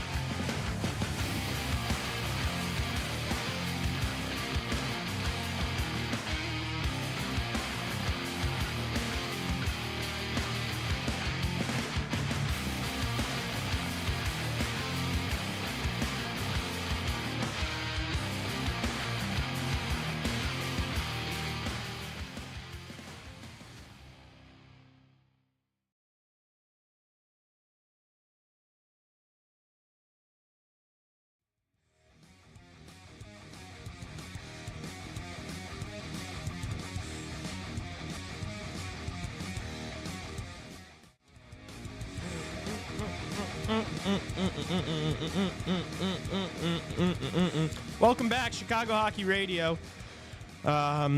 Same guys, Lee Grossman, Justin Lynch, still here doing it for you. We're gonna get through this Sunday slate, talk about the games that happened yesterday before we kick it over to the Mount Rushmore, which I didn't lose. I did not lose the Mount Rushmore, which is good. I'm happy about it. I don't want to keep losing. I know I'm inevitably going to be the one doing this 24-hour stream, and then I'm going to be the big loser. But just kind of like the Blackhawks, I want to pick up these moral victories along the way. Like I know I'm tanking for McKenna right now. I just want to pick up these moral victories along the way, and so not coming in last is quite a good feeling. So all these playoff live streams have just been warm-ups for you for that 24-hour stream. But yeah, speaking of losing, shockingly, I can't believe this actually happened, but I lost the latest Mount Rushmore, my first ever loss. Look, even when you're at the top of the mountain, sometimes you're gonna lose a couple here and there. So I'm not really too worried about it. I was pretty safely at the top. So I gotta let the brothers here have a couple crumbs here from a cookie occasionally, right? Yeah. I guess that doesn't really help me then if you were the one who lost, because that doesn't exactly. You're not exactly closing the gap there. I'm not trying to catch you. I'm trying to catch, I think, like Tassos. So and ChatGPT over there as well. So you have a little bit of a ground to make up there. I guess not ideal from that standpoint. Okay, another full slate for Sunday, 4 games again. The first 2 I was pretty much working during, but I've obviously watched highlights, and there's definitely enough to talk about there. The Blues with another dominant, decisive, high-scoring affair win, tie up the series, win both at home. Is playoff Helly back? Is like...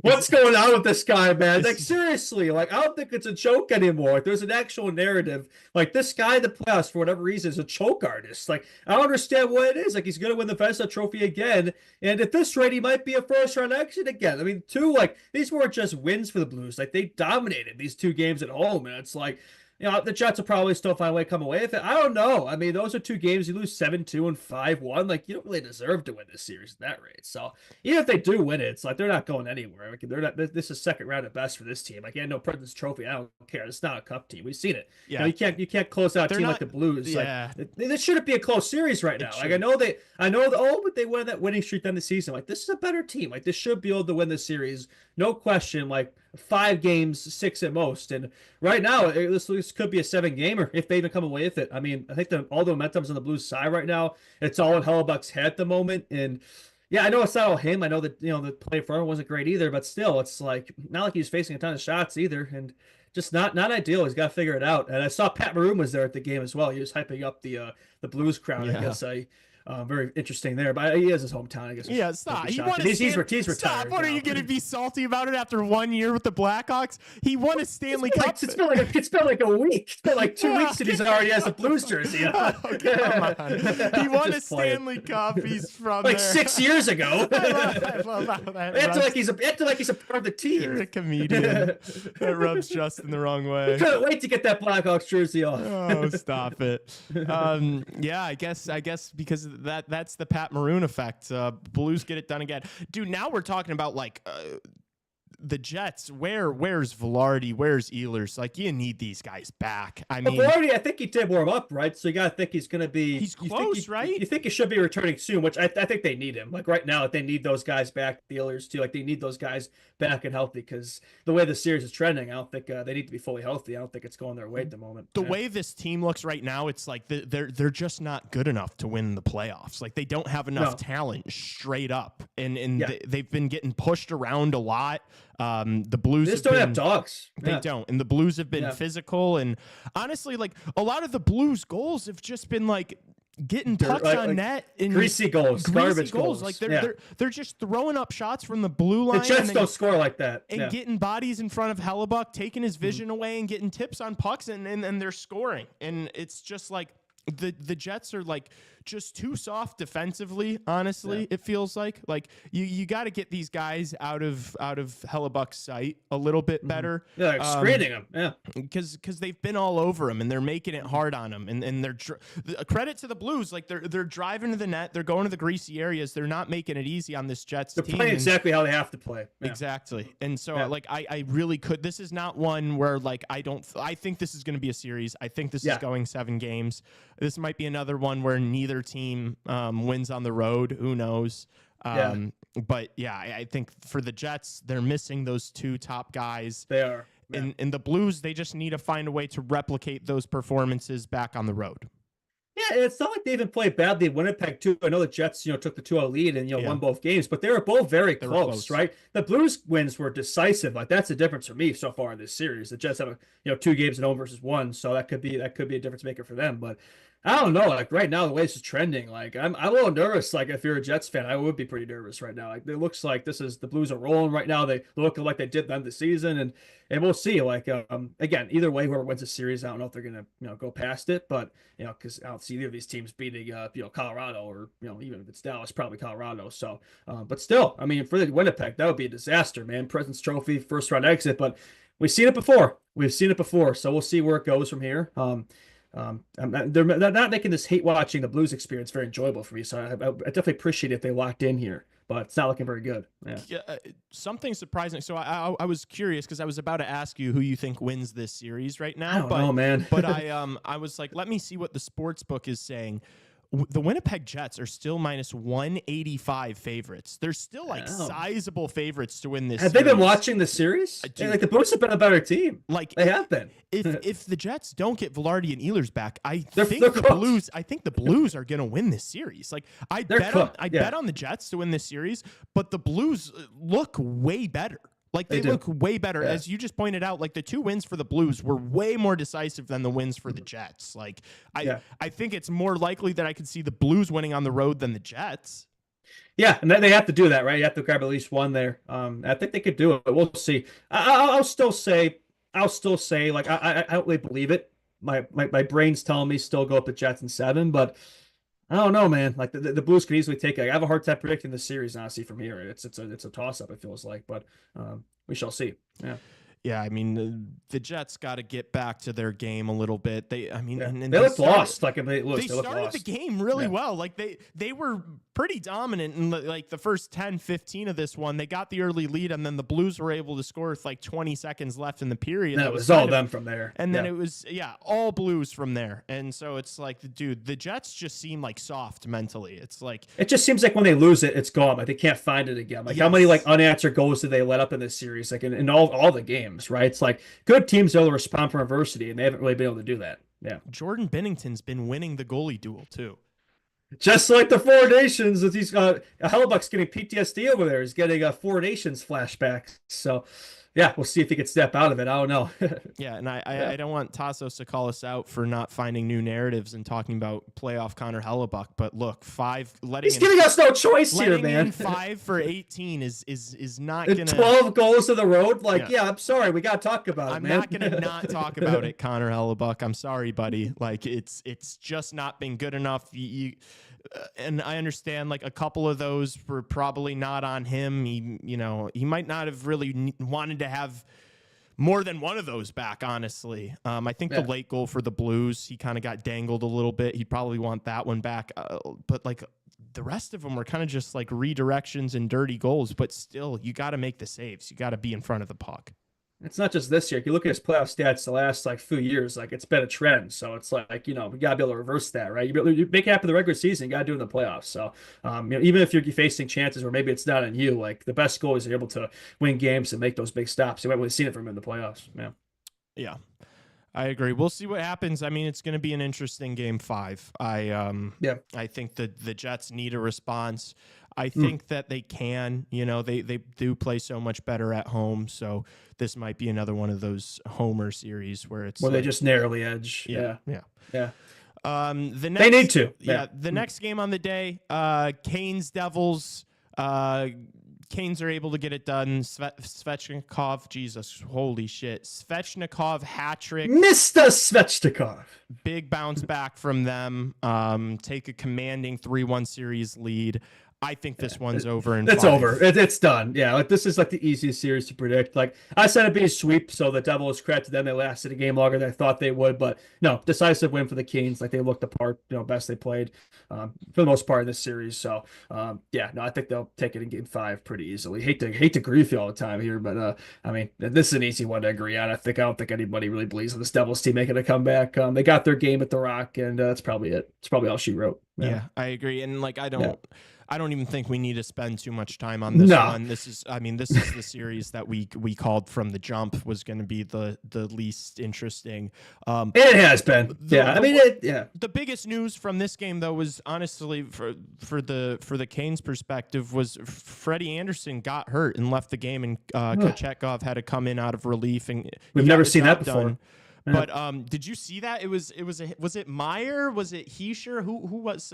I think it was Meyer for the Devils. Like collision, and I mean that looked like it was like head contact. So I haven't heard anything. I don't know what the deal is with Anderson, but that could be problems for the Canes because he's been amazing. I don't think in this series, but I think, the next series against the Caps, I think I do have the Caps winning that series. So suddenly I think that gains a little bit of traction there. I think I'm starting to regret that pick. I think it might be the Canes, but Kachchuck's decent, but I don't know. That's one area where I think the Caps probably will have an edge in his net, and that could be a difference maker. We'll see. Yeah, I'm still going to be taking the Canes. That's a fair one. To be honest with you.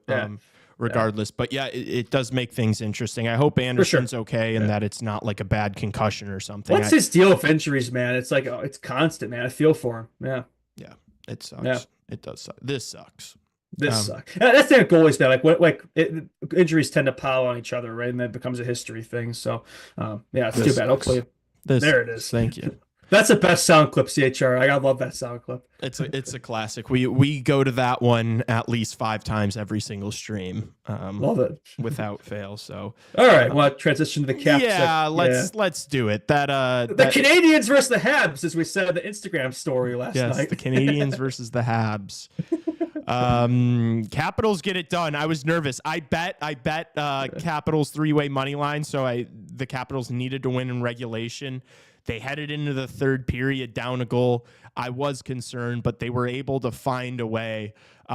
This series is picked up. I obviously Capitals now with the commanding 3-1 lead, but the Canadians made it a series because they've been hanging around. Yeah, because of that Game 3 win. And as we mentioned, talking about Game 3, the energy picked up. It's been more physical, and I think we saw that yesterday. Yeah, it's been. I know it's the same 3-1 score, but it's a much different series from the Devils Canes. Like the Canes have made it much more interesting, and I don't know if they're going to win another game. Like I think I said they'll take what the Bell said. That probably it. I think the Caps probably take this one home there, Game 5 back home. But we'll see. I think the Habs are a good up team. Maybe they can win another one, make it interesting. If they win another one, then you bring them back to Bell Center. Maybe we'll talk about this could go longer. Yeah. But I don't think so, though. I think the Capitals, right? Even that game, I felt like that was the Canadians' chance. Like that's a game that probably should have won there. For most of the game, it looked like they were kind of in control there. Had a chance to even the series at home. Like that was kind of their shot opportunity, and they didn't take it. The Caps, really respond well for adversity, which they haven't always done. Very important win for them. Very important moment, I think, for them in these playoffs. So I think for them, just no drama. Get the series done in 5, and against the Canes team, probably will be done in 5 as well. So Dude, the Capitals have like a very good chance of closing this out in 5 games. But it doesn't feel like they should be. Dude, like the complete contrary. Like I think they've looked awful. Like they've pissed me off. They've had no killer instinct. They haven't been able to put away games. Nice, you came back in this one, but like, dude, they shouldn't have. They shouldn't have at all. It was tied. They got the 5-on-3. They didn't score on the 5-on-3. Their special teams were atrocious. Canadians converted with the Demigod assist, and then Demigod, get out of here with the Demigod. By the way, that's his first point he's had since the first period against the Blackhawks 2 weeks ago. So congratulations, you got a Mickey Mouse power play secondary assist, primary assist. Good job there. And then Caulfield scored on the peeper and I called it. I was like right after the Caps didn't score on that 5-on-3. I'm like, the Canadians are gonna get theirs here. Like it's inevitable. You can't not score on it. So it's just like it's little things like that every single game for the Capitals. And I'm like, these guys aren't going to win a series against a team that's competitive because this Canadiens team is so fucking bad, but the Capitals have let them hang around. Like, if you look at, talk about advanced analytics and stuff, the Canadiens numbers are atrocious. Like, everything points to this. They should sweep this team, but yet they have a hard time. It should have been. And, dude, Montreal should have won. They should have won yesterday. They should have, but they didn't. They were. Yes, go ahead.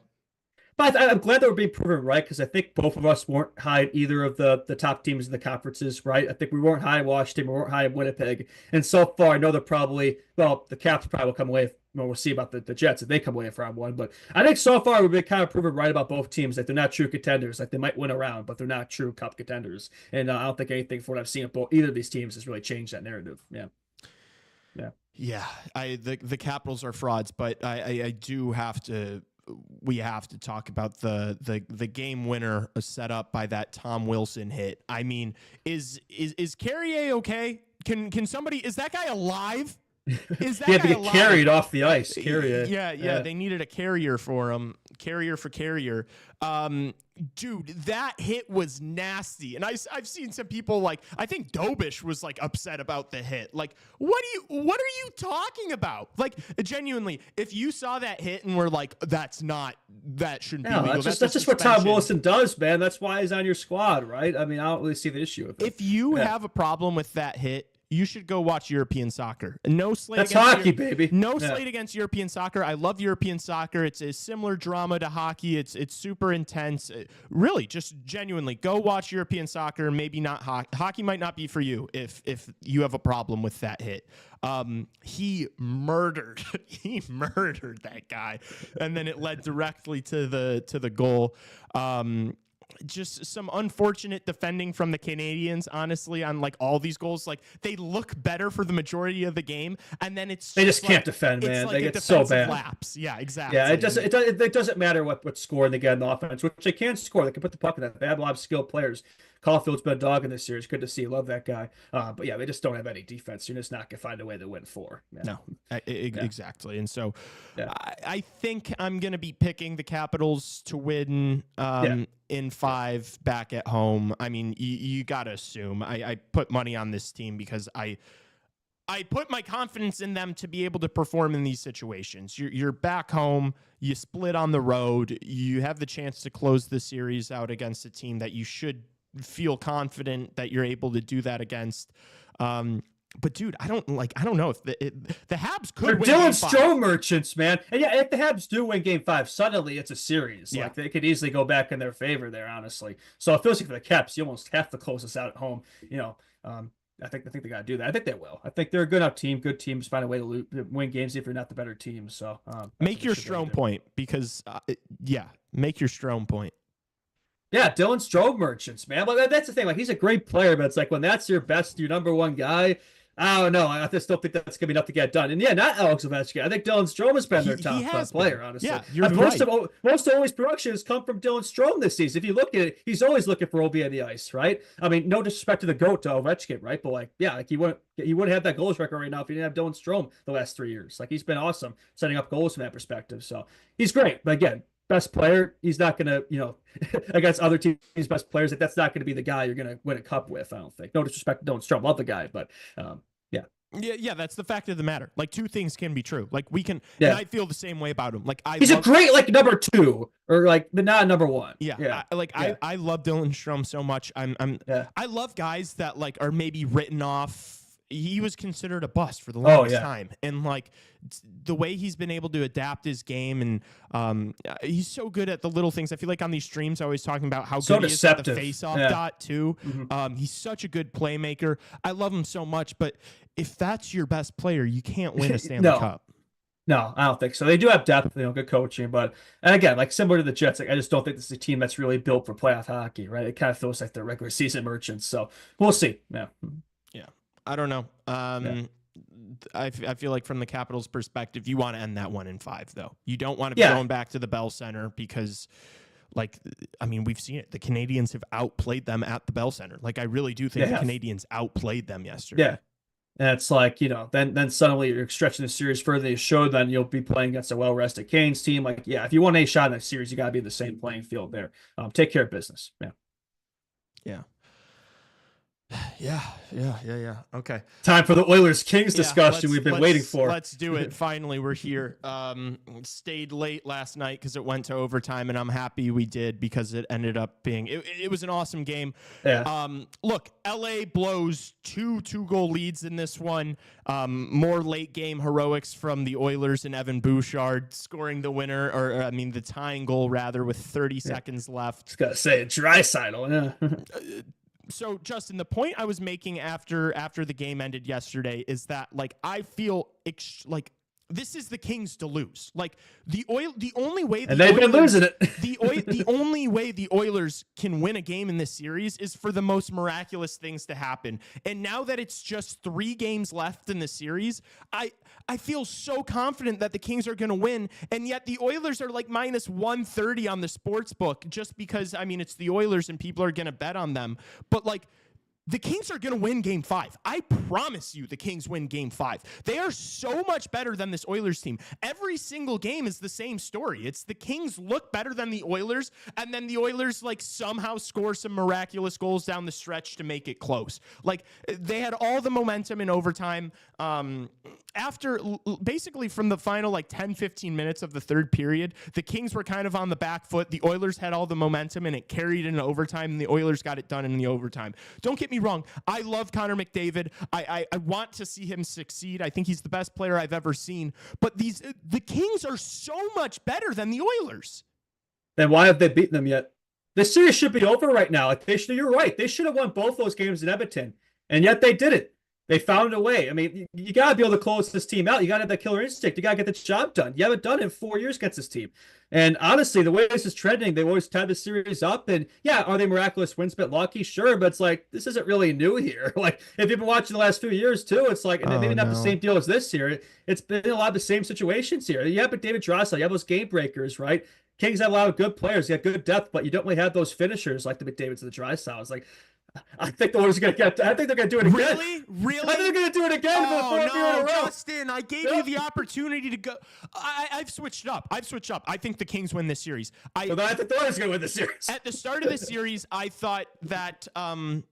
Justin, we could have been right. I predicted the Oilers. I had the Oilers in my bracket. I know, so did I. But I was super hesitant. I said that I thought the Kings were the better team, but I said they are. But the better team doesn't always win. Justin, these are flukes. These 2 wins twice in a row. Yes, no flukes happen once. No, not twice. Fluky games can happen whenever. It's been 2 fluky games for the Oilers. I promise you, the Kings win Game 5. You don't think the Oilers win Game 5, do you? I don't know.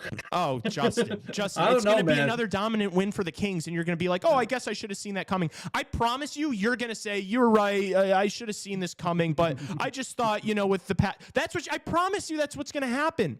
I promise you the Kings don't lose this. We'll see. Really? We'll dude. See.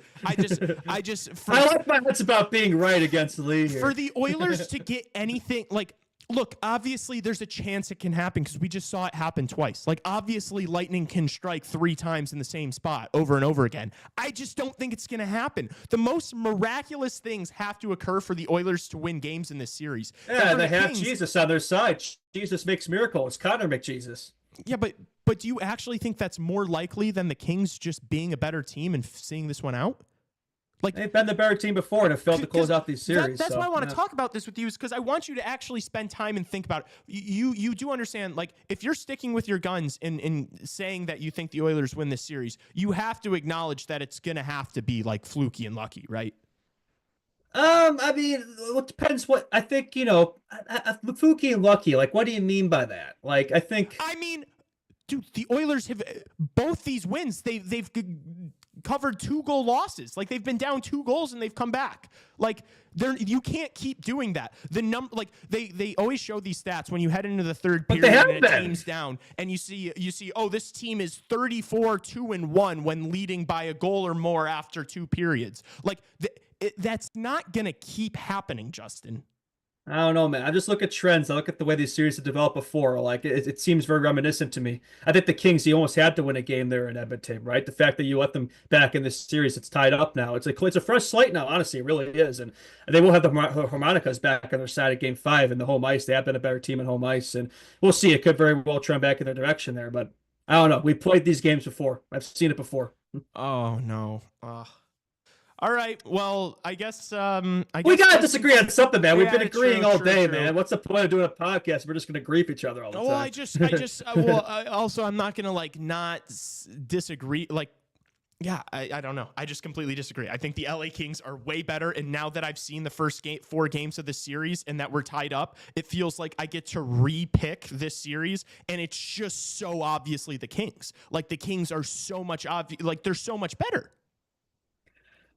Again, like hockey, that's not always how it pans out. It's not always All how right. it plays out. So, all right, we'll yeah. see. I'm gonna put the rest of my money in my FanDuel account. I think on the Kings to win this series, just because I think the NHL would love that outcome. Yeah, I think they are going to wipe the floor with them in Game 5, and then we're going to be going back to Edmonton, and maybe Edmonton can pull off some more bullshit heroics to force it to 7 games. But I just the scoreboard at the end of the day is a scoreboard, man. It doesn't matter how you win. If the good teams find a way to win, no matter what way possible. So I think they found a way to do that. So especially in those close moments, those overtimes, right? They favor the Oilers. So, that's true. But when you're going when you've got 3 games left and you're tied up, like you're not like I'm not gonna pick based on they've found ways to win these games miraculously. I don't know. That's I guess I just look at it through a betting lens of like, yes, it's happened in the past. Yes, the Oilers are capable of it, but I just think it's so much more likely. Like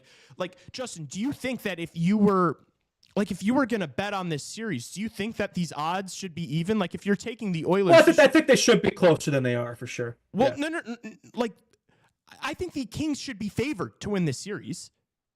Yeah, I mean, maybe slightly just based off of how this series has gone, but I mean, I think it's pretty close. I think it's closer than you're letting on. Yeah. But do you think that like me picking the Kings is a little safer than you picking the Oilers? Based off of this series and right now, yeah, probably. Okay, yeah. So I don't necessarily look at things like as just based off of recency, where it's like the Kings. Like I think it's like you have to shift the narrative, and until you shift the narrative, I'm going to keep questioning it. Right? You're completely right. The Kings have been the better team in this series, but it's like they've had these opportunities to close out this team before and haven't been able to do so. So until they do it, like I'm going to have some pushback and not really be fully bought in. You know what I mean? Okay. Yeah. All right. Fair enough. Guys, don't miss the stream tomorrow night too. We picked that one for the Tuesday slate instead of the Wild Golden Knights game. So we're going to be covering mainly the Sens Leafs game at 6 on Tuesday, and then we're going to be doing Oilers Kings because the way Game 4 ended was just too crazy. And I'm putting my legacy in the line. I am promising a Kings win in Game 5. I have not been so sure about a game this entire playoff series. I don't think I'm going to be. I would be stunned. I would be absolutely stunned if Edmonton's somehow able to win Game 5. I don't see it happening. I think the Kings are going to win. Be there for the live stream. It's going to be a lot of fun. Well, it's funny going into this series. Like probably even though I picked the Oilers, I kind of wanted the Kings to win because I've always kind of wanted them to finally slay the dragon there. Not anymore. Now I hope the Oilers beat them once again for the 4th year running when everybody said it was going to be different this time. And yet again, they find a way to lose for the 4th year running. If you're the Kings and you find a way to lose this series, like you should just fold the franchise as it exists currently. Because I think that'd be a complete failure on their part. Yeah. Yeah, exactly. So just by you saying that alone, the Kings should win this. That's the whole They point. should, but that's the whole point I'm making is that the Kings are looking way better than them. Should doesn't mean they will. Okay. All right, we got that out of the way. I just wanted, I just wanted that to be said so that once the series ends, we can look back on this and we have some stakes now, right? Yeah, I mean, one of us will look pretty. Anyway, we'll see. Yeah. Okay. Before we're gonna finish the show with teeing up the Monday, Tuesday games, but before we do that, let's hit it over to Mount Rushmore of hockey jerseys. It's the Mount Rushmore of hockey jerseys. That's not a big just one. NHL, but any, Europe, AHL, college, junior hockey. The jersey your mom made for you as a kid. I don't know. Okay. Wow. Raven and Tim have the first pick in this one. We are going to be taking a pretty unconventional first pick, in my opinion. I- We're going to go with the Minnesota North Stars. I That's love a- those It's jerseys. a nice jersey, but with your 1-1? first pick, Trust me. Trust me, 1-1? boys. Trust me. we'll see about that. What? Interesting one. Trust the process. That's like probably my 10th pick. I don't even know if it's in my top 16. Oh, actually, you guys. I mean, I think you guys might have tanked this one. Tassos, what's it gonna do?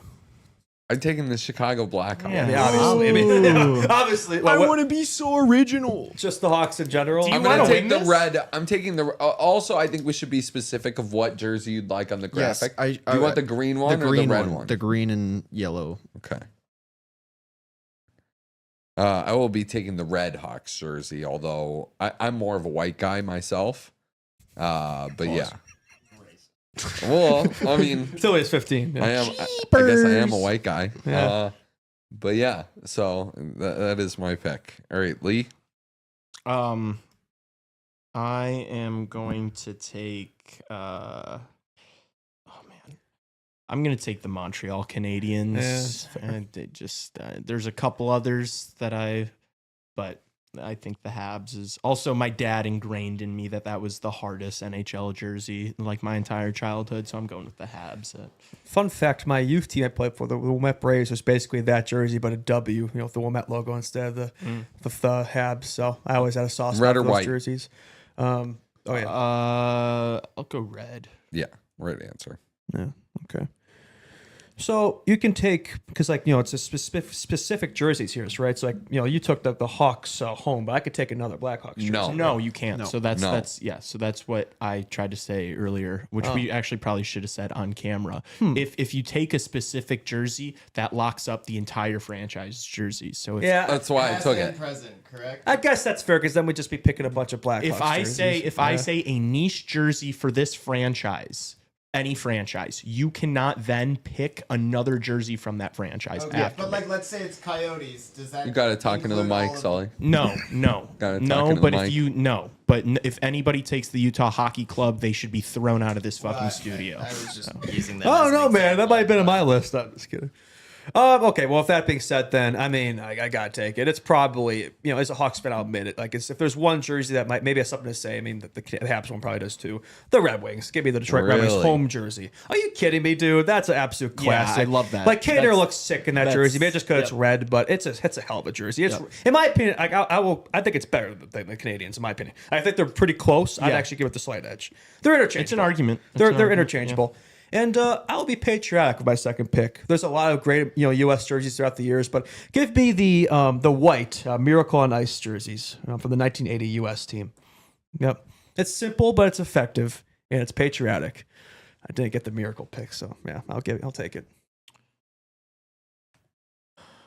All right, it's back to Lee. I want to look up which version. What team you going for? I'm going to go with another originals. I'm going to go with the Rangers. I love it so much. I just, Blue or white? dude, that's the thing. And I know I'm supposed to say white, but I'm going to say blue just because it's might be my favorite jersey in the NHL, to be honest with you. Like, you have that Kane jersey. Yeah. I think it's so sweet. So American I'm going colors. going with the New York Rangers. I'm gonna go with the San Jose Sharks, and I'm gonna take like the early years. I'm trying to find out exactly what year it was. I know but what you're going for. Yeah. yeah, like the very early years of the San Jose Sharks. That one, the teal. The old logo was sick too. Yes, Yeah. it is incredible. Is it our pick? It is. We're gonna take. What was it? Black or white? Do we want We wanted the white one. the white Gretzky era LA Kings?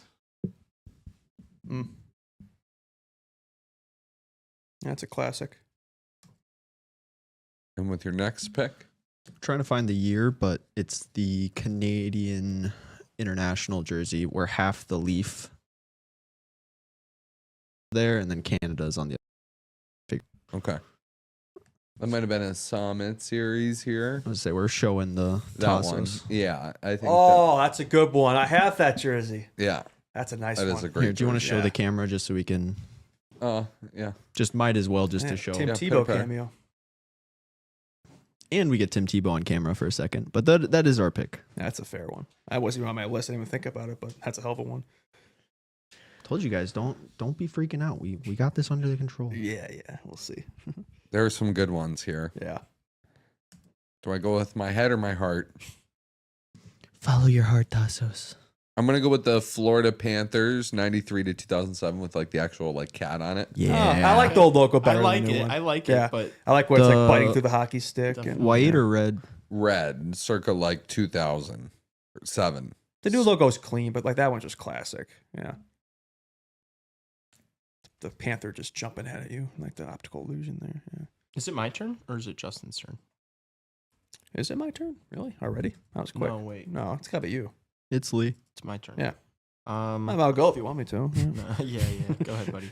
I'm gonna go with the blue and like orangish Quebec Nordiques jersey. That thing is so icy. Yeah. We should still be seeing that jersey out there. Yeah. Justin, what do you got? Can we do jerseys from like movies too? Is that fair? Ooh, I vote no on that. So I yeah. can't take the green Mighty Ducks jersey.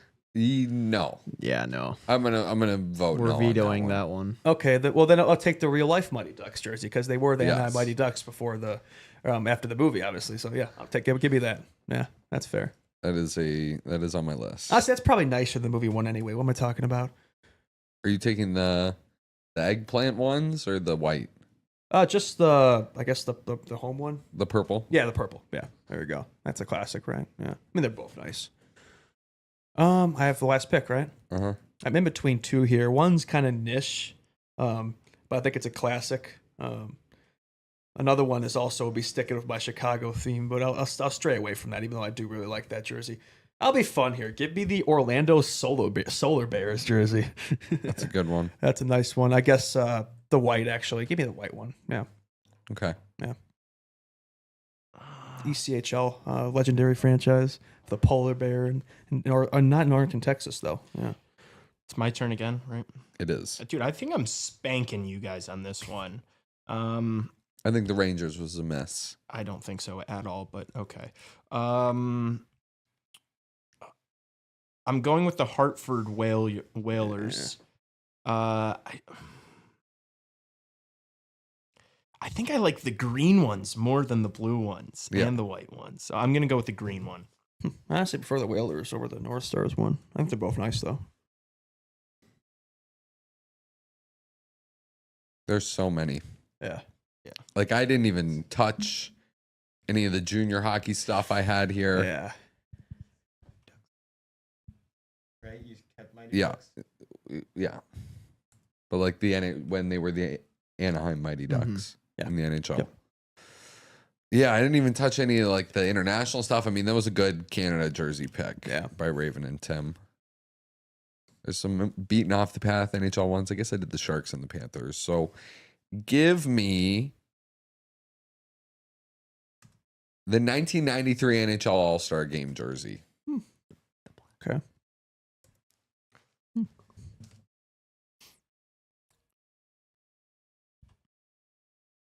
That one's awesome. Yeah.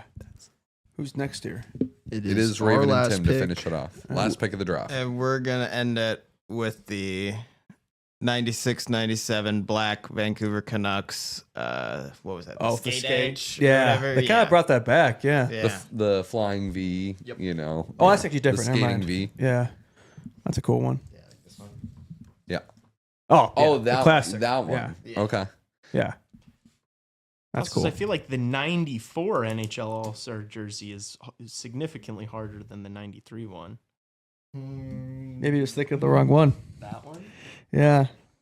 No, I know which one I was talking about. The black and orange one? Yeah, the black and orange one. I was thinking of sticking with the Wolves theme in the last one. I actually really like the Chicago Wolves jerseys. I think it's more the logo than the jersey, though, to be honest. I was thinking the maroon one, but I was like, nah, I've already picked Allstate Arena before. I can't just be picking Wolves stuff.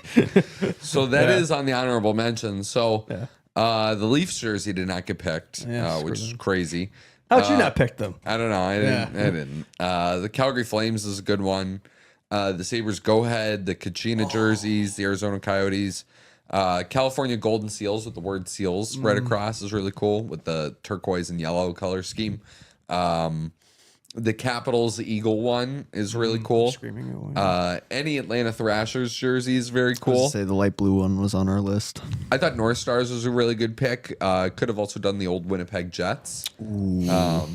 As far as my junior hockey bag goes, I had the Halifax Mooseheads have an awesome jersey. The Kelowna Rockets have an awesome jersey. The London Knights have an awesome jersey. Portland Winterhawks is basically just the Blackhawks. Other ECHL too. The Florida Everblades. You got the Solar Bears, but the Everblades, the K-Wings. We were debating using this Alaska Aces tuxedo jersey that they used for New Year's Eve. Got to talk into the mic, Tim. Is it not catching it all? There you go. Okay. The Ottawa 67s Barbara Pole jersey. Have you guys seen that one? Yeah. That's a good one. Michigan's hockey jersey. The University of. I like the helmets. That's the best part. Yes.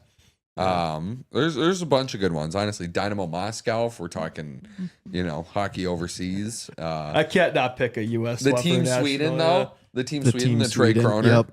I kind of like the Sumi for Finland. Yeah. So that was my honorable mentions list. I don't know if you guys had any other ones. I think you nailed it spot on the head. No, for sure. There's some I probably would pick for movies, but when we eliminated that, I'm like, well, no, I'm not gonna do that. I would pick probably the Charlestown Chiefs one. Yeah. All right, that's it. Let's send it back. Welcome back to the show. However, Tassos ended that one. Third place, dude. Really? Come on. Oh, so you finished second to last. Yeah, dude. I'm still pissed. Like, I think that the North Stars for Raven and Tim as their first pick was so crazy, and I still can't believe people And it still worked. I know. It still worked. And so, like, and the Kings jersey, too. Like, you are underestimating the appeal of some of these jerseys, I think. I think that I think the LA Kings one is, like, for a second pick is crazy too. I mean, don't get me the third pick was really good. That Canadiens jersey is the Canadiens jersey. The Team Canada jersey that you guys got is hard as hell, and especially at the third slot. But I don't know, man. And then also Tassos with the Sharks and the Panthers, and then that NHL All-Star jersey. I'll be honest, I'm shocked that this is the one I finished last in. I had the Detroit Red Wings, Team USA, Mighty Ducks, and the Solar Bears is a bit of a that was a bit of a fun one. The Polar Bear in Texas. But people like that one. That's the one I finished last in. Really? I know. I don't understand. Like if I just see these, if I see these Mount Rushmores, I'm not like. I think you and I are the best ones. I agree. That's we finished third and fourth. Well, unfortunately, the viewers did not agree with y'all. I know, and that's why I was being mean to the viewers on the live stream, and I'm not gonna do it on the regular show. But I mean, guys, for all of our listeners, this is a Mount Rushmore, so it's supposed to be the best jersey. Like, come on. Pick according to the best jerseys. Like, was it really the Blackhawks that did it for you? Everything is subjective, though. Is it not? Yeah, it's to an extent, but like it's pretty agreed upon. Like, what are the best jerseys in the NHL and whatnot? Yeah, I mean, at the same time, though, it's like there's so many iterations of everything. There's so many small nuances that go on between jersey to jersey that I feel like if you pick a specific one, especially like the Gretzky Kings jersey, it's like that's cemented in history for ever. Well, like. People know that it's a good jersey, but it's for your second spot on Mount Rushmore is crazy. Gotta take the classic vet, bro.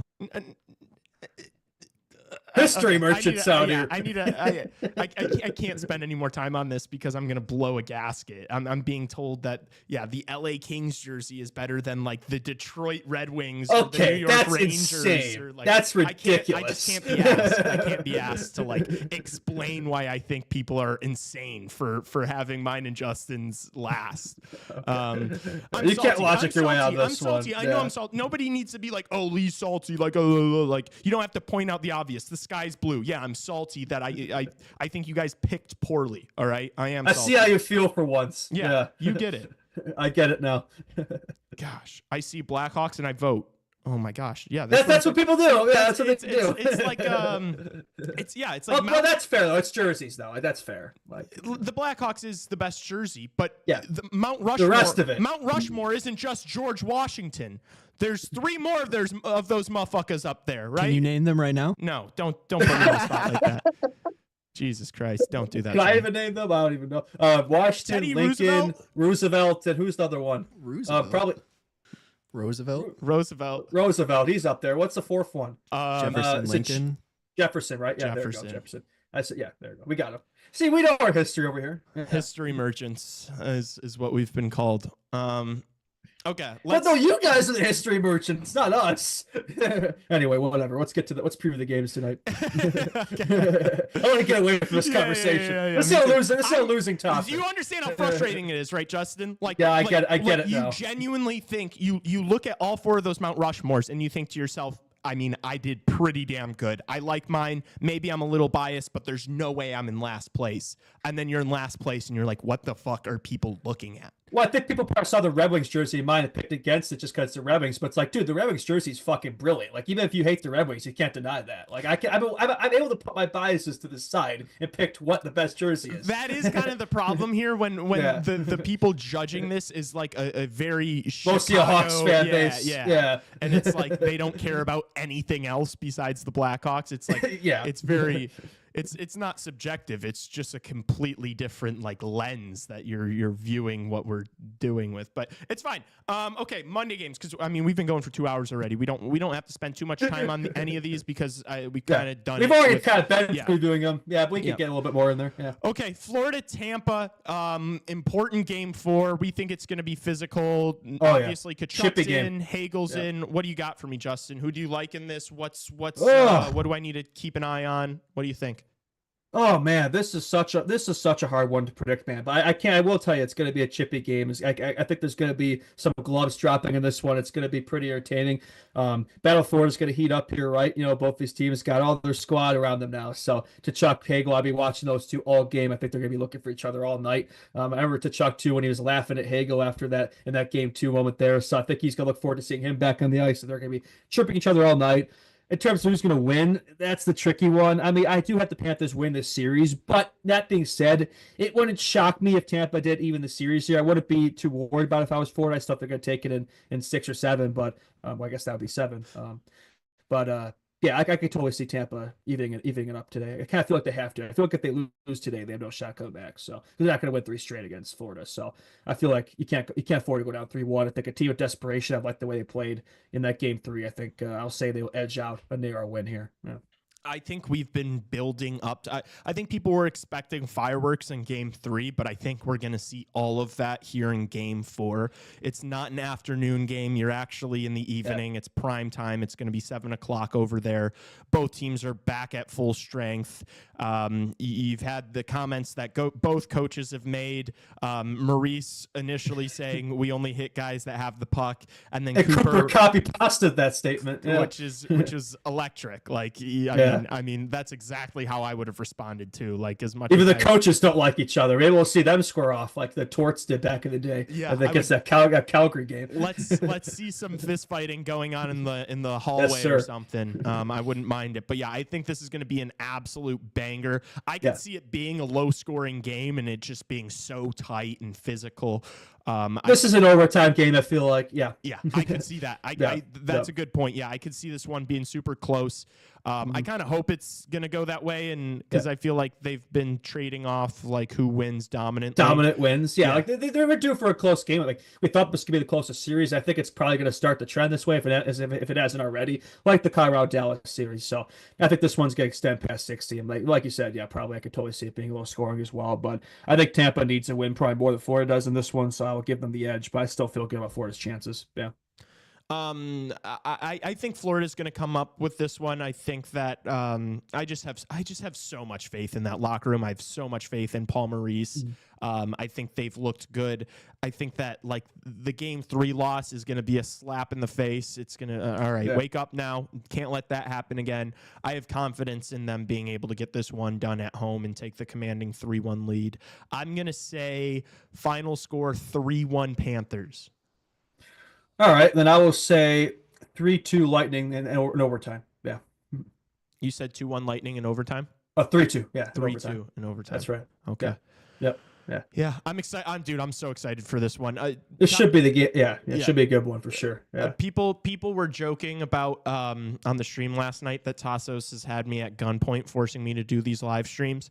Tassos said he literally was like, he laid down the schedule for the week, and he was like, Monday, take it or leave it. I looked at the games, and I'm like, we got to do this, man. We got to stream these games. A good night today. Not just that one, but the Avs Stars game should be cinematic as well. Let's get into it then.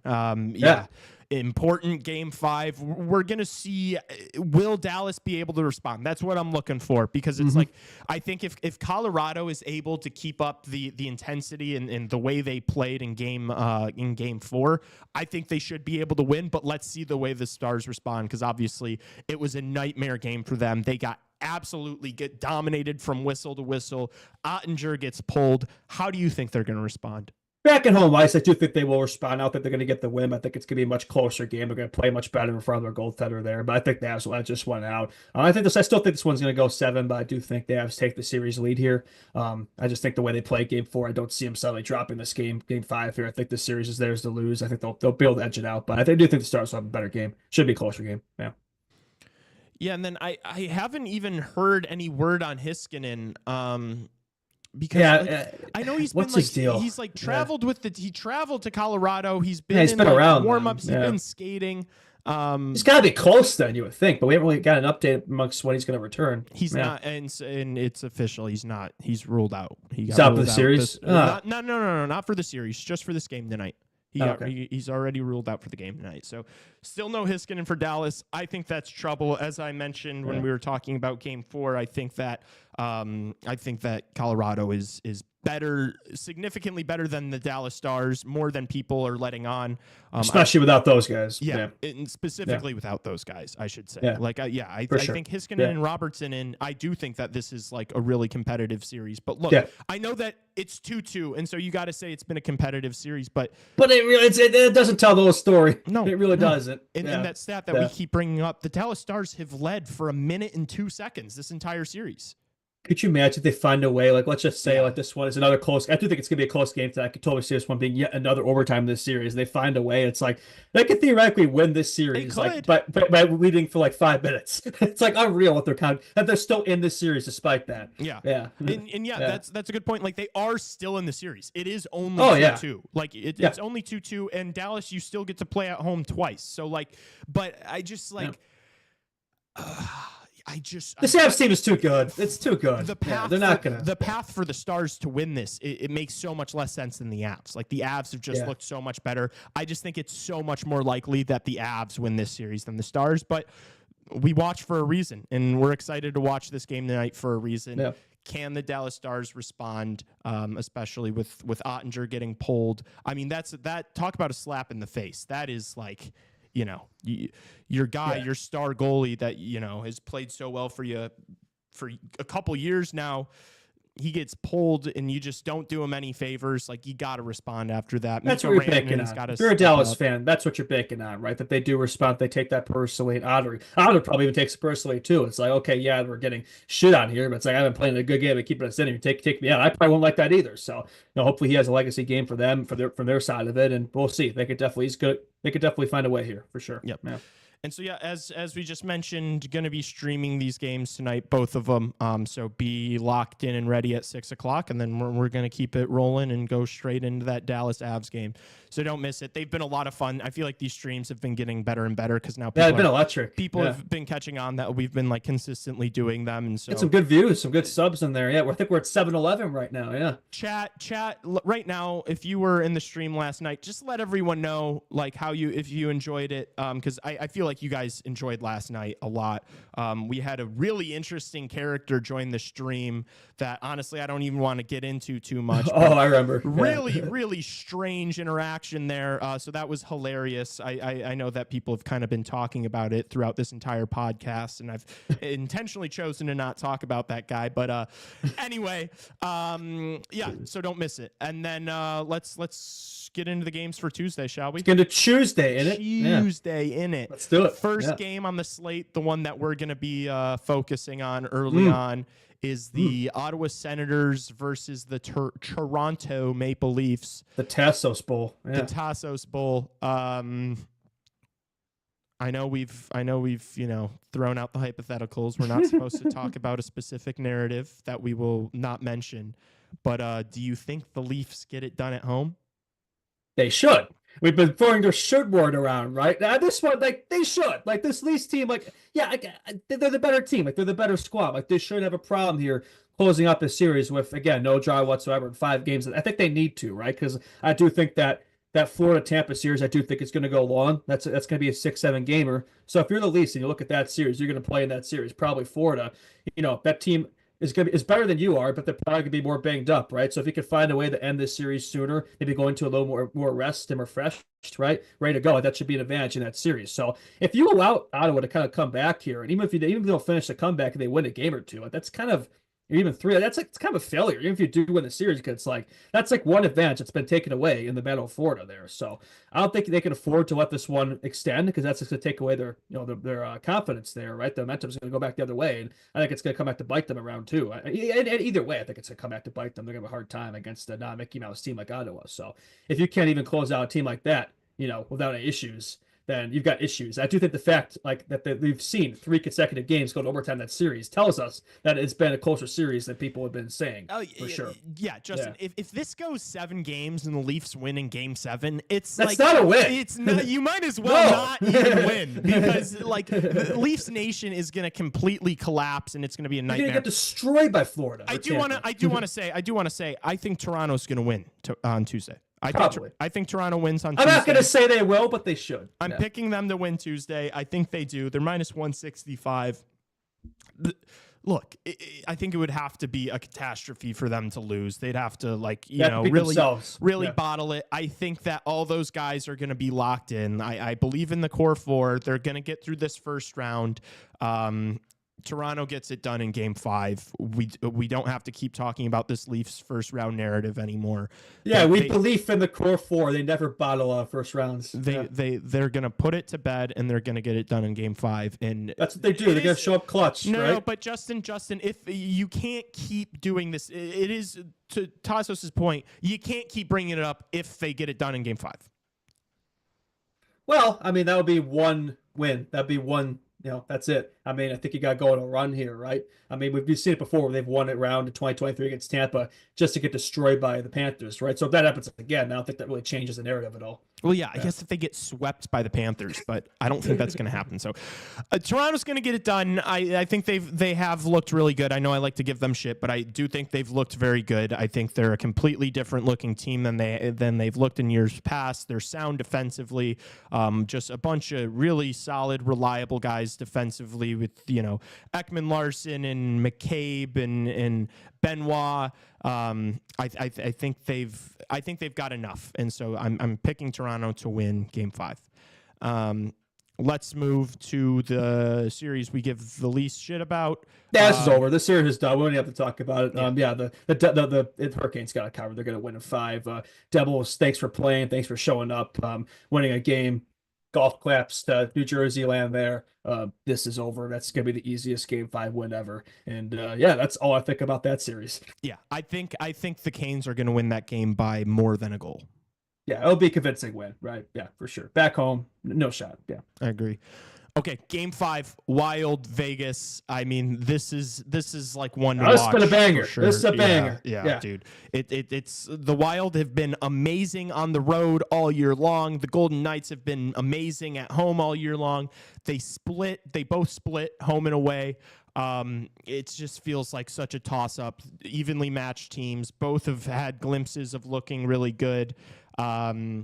I do feel like after that overtime win, the momentum's going to shift to Vegas a little bit. I think they're going to get it done. I'll say Vegas wins 4-3 in Game 5. Is that going to be a regulation overtime? Regulation.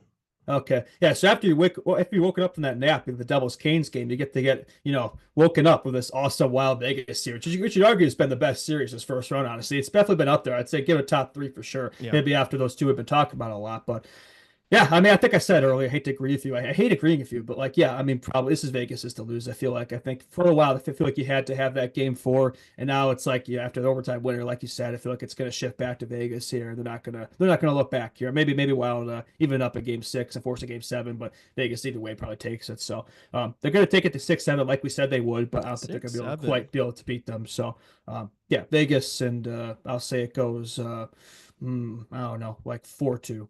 4-2 Vegas. Yeah, after I said 4-3, I kind of regretted just that high of a score. I should revise it. I'm going to say 3-2. I think it's slower scoring. Now you're one-upping me there. I was one-upping you, and then you're like, I'm going to one-up you. Yeah. Well, I think it goes under, and we both picked the under. I mean, actually, who knows? The line might be set at 5.5. 5.5 or 6.5. Who knows? Yeah. But I don't think it's going to be a ton of goals. I think it's going to be really tight because this whole series has been pretty tight. It's been back and forth. So I see a solid defensive game from both teams, but I think Golden Knights are going to narrowly edge. Unfortunate. Yeah. And then, the last game on Tuesday, which is going to be the one we're covering, which is the one we've already talked about. I promise you the Kings win. I promise you the Kings win. And I promise you the Kings will find a way to choke against the Oilers for the 4th year in a row. I think the Kings are going to win like 4-1. I think it's not going to be close. Okay. Then I will say the Oilers take the 4-3 W. Really? You think they get it done on the road? Courtesy of an overtime winner from Evan Mr. Bouchard. Yeah, sure, Evan Bouchard. Thank you. Yeah, why not? Oh my God! I don't even. No, it doesn't matter who it's from, man. They're gonna find a way. Does it not worry you a little bit that the Oilers are the Oilers have completely leaned on Evan Bouchard? That doesn't concern you for the like that's what I'm saying. Yes, they're not gonna win a cup. This team, this is like one win at most against a Kings team you're used to beating, but I don't think they're gonna go any further than that. This is not a cup team, but yeah, no. I think it'd just be really funny. Like, I picked outcomes I think would be funny, and I just love to see Kings fans lose it for the 4th year in a row. That'd be pretty amusing. So I hope it happens. I know that we've gone back and forth, and that it's good for us to not agree on all these things. I agree that it'd be funny for the Oilers to pull this off. Who do you actually think is if there was a gun to your head and you have to get it right or get shot? Who are you picking to win this game 5? Answer honestly. I'm not betting against the best player of all time, Connor McDavid. Oh my gosh, this kid. I respect it. All right. I will not change my guns. You will not get me to change my mind on this. Hey, I completely disagree with you. I think you're going to end up being wrong, but I respect the hell out of you for sticking with your guns. Look, I'm not above admitting that I wasn't even wrong about this. I knew the LA Kings were a better team. I was just like, yeah, it's the Oilers will find a way. Now that I've seen the first 4 games, it's the Kings. It's the Kings to lose. If the Kings don't win this series, it will be the most dramatic shit ever. It'll be if you thought game 1 was it's Hollywood, man. LA, they're used to drama.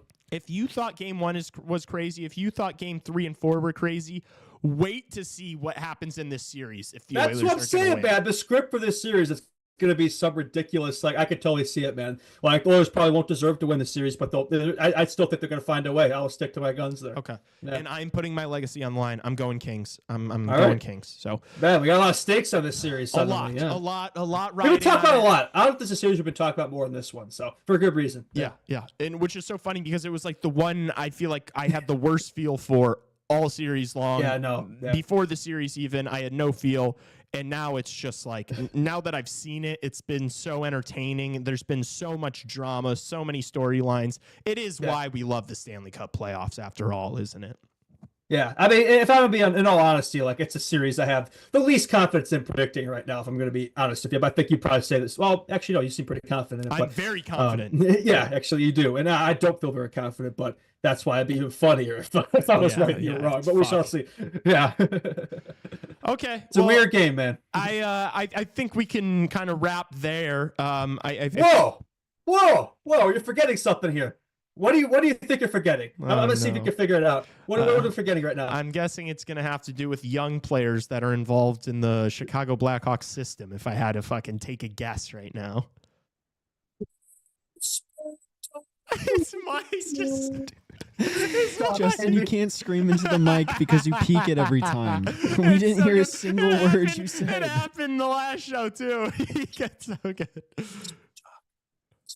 You hear me now? Yes, I hear. Prospect talk. Rockford Ice Hogs take round 1 against the Chicago Wolves 2-0 in the sweep. They'll be facing the Milwaukee Admirals in round 2, which begins this Thursday. Let's go Ice Hogs for Calder, baby. That's all I got for prospect talk. Take it away. Okay, good.